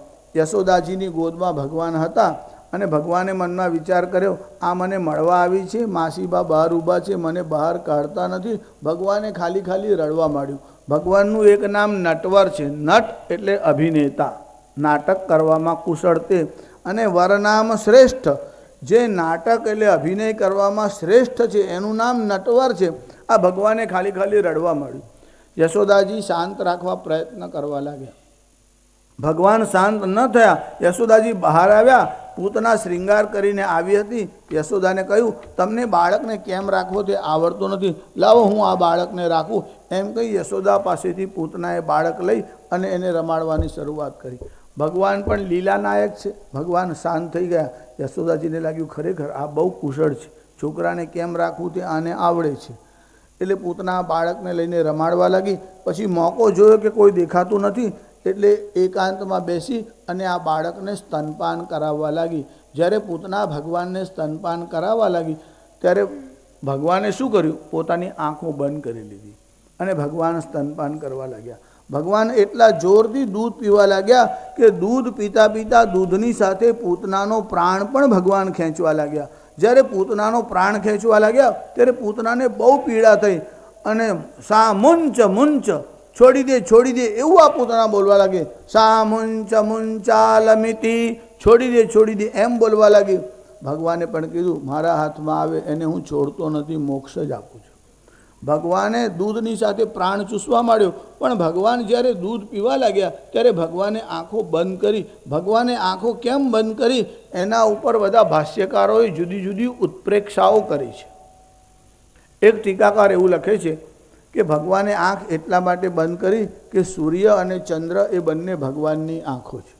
સૂર્ય બુદ્ધિનો માલિક છે અને ચંદ્ર મનનો માલિક છે. જો આંખ ખુલ્લી હશે અને પૂતનાની દૃષ્ટિ પડશે તો જે લીલા કરવી છે તેમાં બાધા પડશે. એટલે ભગવાને પોતાના નેત્ર બંધ કર્યા કે કદાચ આને જોઈને જ્ઞાન થઈ જાય તો. બીજા ટીકાકાર કહે છે ના એવું કારણ નથી. એમ તો ભગવાને આંખ ખુલ્લી રાખી દુર્યોધન સામે ઊભો હતો, એને ક્યાં જ્ઞાન થયું? જ્યાં સુધી અંતર્જ્ઞાન ન હોય ત્યાં સુધી પરમાત્માનો પરિચય થતો નથી. એટલે ભગવાને એટલા માટે આંખ બંધ નહીં કરી. ભગવાને એટલા માટે આંખ બંધ કરી. ભગવાને વિચાર કર્યો હું વૈકુંઠ લોકમાંથી વ્રજમાં એટલા માટે જઉં છું કે ત્યાં માખણ મિશ્રી મને બધા ખવડાવશે. આ તો ઝેર લગાડીને આવી છે. તમને કોઈ ભાવતી ન હોય એવી વસ્તુ ખવડાવે તો તમને પણ અરુચિ થાય અને આંખ બંધ થાય છે. એટલે ભગવાને આંખ બંધ કરી. એક ત્રીજા ટીકાકાર એવું લખે છે કે ભગવાને આંખ એટલા માટે બંધ કરી. ભગવાન મનમાં વિચાર કરવા લાગ્યા કે મેં કોઈ દિવસ ઝેર પીધું નથી. સમુદ્ર મંથન થયું અને હલાહલ વિષ નીકળ્યું ત્યારે ભગવાન શંકર પી ગયા હતા. એટલે એમને ઝેર પીવાની પ્રેક્ટિસ છે. એટલે આંખ બંધ કરી અને ભગવાન શંકરને કીધું આપ તો હલાહલ વિષનું પાન કરી ગયા હતા, એક કામ કરો આ ઝેર તમે પી જાઓ અને દૂધ હું પી જાઉં છું. એટલે ભગવાન શંકરને પ્રાર્થના કરવા આંખ બંધ કરી. એક ચોથા ટીકાકાર લખે છે ના એવું કારણ નથી. એમાં એવું કારણ છે ભગવાને મનમાં વિચાર કર્યો આ પૂતનાનો અને મારો સંયોગ કેમ થયો? એને પૂર્વજન્મમાં એવું કયું પુણ્ય કર્યું હતું કે એની ગોદમાં હું ગયો? એનો પૂર્વજન્મ જોવાના માટે ભગવાને આમ આંખ બંધ કરી. એક ટીકાકાર લખે છે કે પૂર્વજન્મમાં એવી ઘટના બની કે ભગવાન બલિરાજાના યજ્ઞમાં ગયા. મેં તમને વામન અવતારની કથા કહી હતી. બલિરાજાનો યજ્ઞ ચાલતો હતો. વામન ભગવાનનો પ્રવેશ થયો. આ બલિરાજા છે એની પુત્રી અને બલિરાજાની પત્ની એમને વામન ભગવાનને જોયા. વામન ભગવાનનું સ્વરૂપ બહુ સુંદર હતું. આ બટુક બ્રાહ્મણ કેવો સુંદર દેખાય છે. એની કન્યાના મનમાં વિચાર આવ્યો કે આવો પુત્ર મારે ત્યાં હોય તો. એ બીજા જન્મમાં પૂતના થઈ અને ભગવાન એની ગોદમાં ગયા. પણ શું થયું કે વામન ભગવાને જ્યારે 3 પગલાં ભૂમિ માગી અને પછી વિરાટ સ્વરૂપ ધારણ કર્યું ત્યારે આના મનમાં વિચાર આવ્યો અરે આ સુંદર દેખાતો હતો પણ આ તો પ્રલય કરે એવો ભયંકર છે. પહેલાં રમાડવાની ઈચ્છા થઈ, પછી મારવાનો વિચાર આવ્યો એટલે પૂતના થઈ અને ત્યાં ગઈ છે. જુદા જુદા ટીકાકારોએ જુદા જુદા ભાવ લખ્યા છે. પણ ભગવાન જ્યારે પૂતનાની ગોદમાં ગયા અને ભગવાન સ્તનપાન કરવા લાગ્યા ત્યારે પૂતનાનો પ્રાણ જોરથી ખેંચવા લાગ્યા. ભગવાનનો સ્વભાવ કેવો છે? અહો બકીયમ સ્તનકાલકૂટમ જિઘાંસયાપાયદપ્ય સાધ્વી લેભે ગતિમ ધાતૃચ્યુતામ તતોન્યમ કમ વા દયાલુમ શરણમ વ્રજેમ. અહો બકીયમ, બક એટલે બગલો અને બકી એટલે બગલી. આ પૂતના કેવી છે? બગલીના જેવી. કેમ બગલીના જેવી?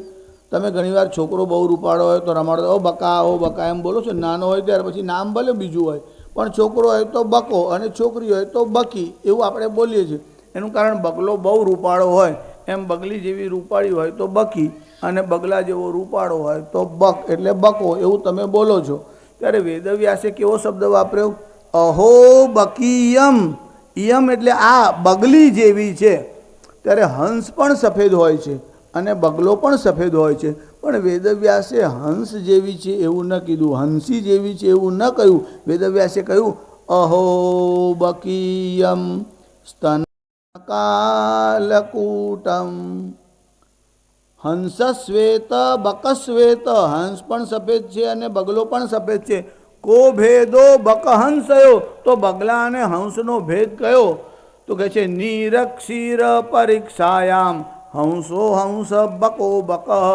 પણ નીર અને ક્ષીરની પરીક્ષા થાય ત્યારે ખબર પડે હંસ શું કરે? દૂધ પી જાય અને જળ છોડી દે છે. અને બગલો માછલું જોઈને ચાંચ મારે છે. હંસો કેવલ મોતી વીણવાને માટે જ જાય છે. પણ આ બગલો પાખંડ કરવામાં કુશળ હોય એટલે આપણે કોઈ વાર એવું કહીએ છીએ ને આ તો બગ ભગત છે. કેમ બગ ભગત કહીએ છીએ? બગલા જેવો એટલે જેનું મન મેલું છે અને ખાલી ટીલા ટપકા કરી અને દોડધામ કરે, તમને લાગે ઓહો એને ઠાકોરજીથી બહુ પ્રેમ છે, પરમ વૈષ્ણવ હશે એવો વિચાર તમારા મનમાં આવે. મહારાજ જાય એટલે રાજી થઈ જાય, ઓહો જો મહારાજ શ્રી આવ્યા છે, પેલો સારો ગોળ છે તે આપજો. હા, અને પછી કે મહારાજ તમને તો પડતર કિંમતે આપીશ, એટલે તમે પડવાના ને હું તરવાનું. એ તો સાચું જ બોલીને આપે છે પડતર, પણ હવે મહારાજ ના સમજે એમાં એમનો ક્યાં વાંક? કેવળ બગલા જેવા તમે રહો, કપડાં શુદ્ધ પહેરો પણ મન શુદ્ધ ન હોય તો. એટલે વેદવ્યાસ લખે છે અહો બકીયમ. દેખવામાં રૂપાળી છે પણ એનું મન મેલું છે, મન સાફ નથી. કે મન મેલા તન ઉજલા ઓર બગલા કપટી અંગ. તાતે તો કૌવા ભલા કે તન મન દોનો એક. કાગડો કાળો છે પણ લોકો સાવધાન તો રહે. આ તો બગલી એટલે રૂપાળી દેખાય અને કોઈ લગ્ન કરે પછી ખબર પડે કે મેં તો આ ભૂલ કરી. અને કોઈ બગલા જેવો આમ રૂપાળો દેખાતો હોય અને 5-7 વર્ષ થાય પછી આ ત્રાસે તારે કે મારી માએ મને કૂવામાં, તારી મા તો દોડે દીવો લઈને ગઈ હતી, શું કામ કૂવામાં નાખી? આ પરણાવા જાય ને ત્યારે આ બહેનો જાય ને ત્યારે પેલો દીવો લાવે એને શું કહે છે? હા, રાવણ દીવો. મને તો બહુ વર્ષ થયા એટલે ભૂલી ગયો. કોઈ નજીકમાં પરણ્યું હોય ને તો એને નામ યાદ હોય. તો આટલા વર્ષ સુધી કઈ બધા નામ યાદ રહે? કેટલા નામ યાદ રાખવાના? એટલે રાવણ દીવો લઈ અને પાછી ઘોડાની પાછળ, વરરાજાની પાછળ જ ચાલે ને એવી આમ તન્મય થઈને આમ ચાલે અને પછી ગીત ગાતી ચાલે. તારે દોડે દીવો હળગાઈને ગયા અને તોય ના દેખાયું તો પછી શું થાય? અને પછી પાછા આમ દીવો લઈને પાછળ ચાલે અને પછી ગાય ઈડરિયો ગઢ, એવું જ ગાવ છો ને? હા, ઈડરિયો ગઢ જીતવા આવે. કયો ગઢ જીતીને આવશે તો આવે ત્યારે ખબર પડે ને. કોઈ જઈ આવ્યો હોય તેને પૂછી આવજો કે કેવો ગઢ જીતી આવ્યો આમ. અને તન્મય પાછી એવી થઈ જાય આમ ઈડરિયો ગઢ બોલતા આમ તન્મય થયેલી. ચોમાસાનો દિવસ અને ઘોડો માણ શોધીને લઈ આવેલા સર્કસવાળાનો ભાડે ને પેલો વરરાજા આમ ઘોડા પર બેઠેલો અને એની સાસુ આમ તન્મય થઈને પાછળ ચાલે અને ઈડરિયો ગઢ બોલવા ગઈ ત્યાં દીવાની જ્યોત પેલી ઘોડાની પૂંછડીમાં શેર લાગી ને ઘોડો જે ઉછળ્યો અને પેલો ઉપરથી પડ્યો. એ તો સારું કે બધા એના ભાઈબંધો ક્રિકેટના ખેલાડી હતા એટલે કેચ કર્યો, નહીં તો ચોમાસામાં તો નીચે એવું કીચડ થયું હતું કે બરાબર હોળી ખેલી હોય એવો દેખાય. ત્યારે આ બધા હર્ષના વિષય છે, એમાં આનંદમાં તમે આવું બધું ગાઓ. ગઈકાલે પણ તમને કહ્યું હતું કે તમે લગ્નના ગીતમાં આવું બોલો તો એમાં કંઈ દોષ લાગતો નથી. ત્યારે ભગવાને પૂતનાનો વધ કર્યો. કેવી રીતે? ભગવાન સ્તનપાન કરતાં પૂતનાનો પ્રાણ ખેંચવા લાગ્યા. પણ ભગવાનનો સ્વભાવ કેવો છે? વેદવ્યાસ કહે છે અહો બકીયમ. આ બગલી જેવી દેખાય છે પણ સ્તન કાલકૂટમ. કાલકૂટ નામનું ઝેર પોતાના સ્તન ઉપર લગાડીને આવી છે. અને જે પૂતના મારવાની ઈચ્છાથી આવી છે એને પણ ભગવાને સદગતિ આપવાનો વિચાર કર્યો. લેભે ગતિમ ધાત્રિચ્યુતામ તતોન્યમ કમ વા દયાલુમ શરણમ વ્રજેમ. જે મારવાની ઈચ્છાથી આવી એને પણ ભગવાને સદગતિ આપી. એના કરતાં વધારે દયાળુ કોણ છે? હલાહલ પિલાને ચલી પૂતના. હલાહલ પિલાને ચલી પૂતના. गति धात्री सीधे दी तूने उसे. गति धात्री सीधे दी ऐसे दयालु कृपालु प्रभु, तुम्हें छोड़ किसकी शरण मैं गहूँ। नंद निकेतन में नाचे है जो, नंद निकेतन में नाचे है जो, वही है परब्रह्म वेदांत का, वही है परब्रह्म वेदांत का। नंद निकेतन में नाचे है जो, नंद निकेतन में नाचे है जो, भाजी विदुर जी की भाई तुम्हें, भाजी विदुर जी की भाई तुम्हें, भाजी विदुर जी की भाई तुम्हें, भाजी विदुर जी की भाई तुम्हें। चुरा के तू नवनीत खाता रहा, चुरा के तू नवनीत गाता रहा। गोपी ने कैसे नचाया तुझे, गोपी ने कैसे नचाया तुझे। भले तू जगत को नचाता रहा, भले तू जगत को नचाता रहा। नंद निकेतन में नाचे है जो, नंद निकेतन में नाचे है जो, कहीं रूप तेरे कहीं रंग है, कहीं रूप तेरे कहीं रंग है। मुझे तो त्रिभंगा कृति भाई है, मुझे तो त्रिभंगा कृति भाई है।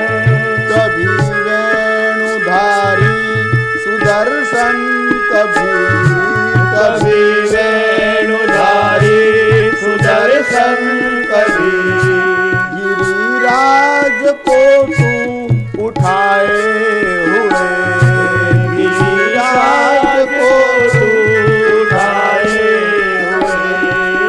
नंद निकेतन में नाचे है जो, नंद निकेतन में नाचे है जो, वही है परब्रह्म वेदांत का, वही है परब्रह्म वेदांत का।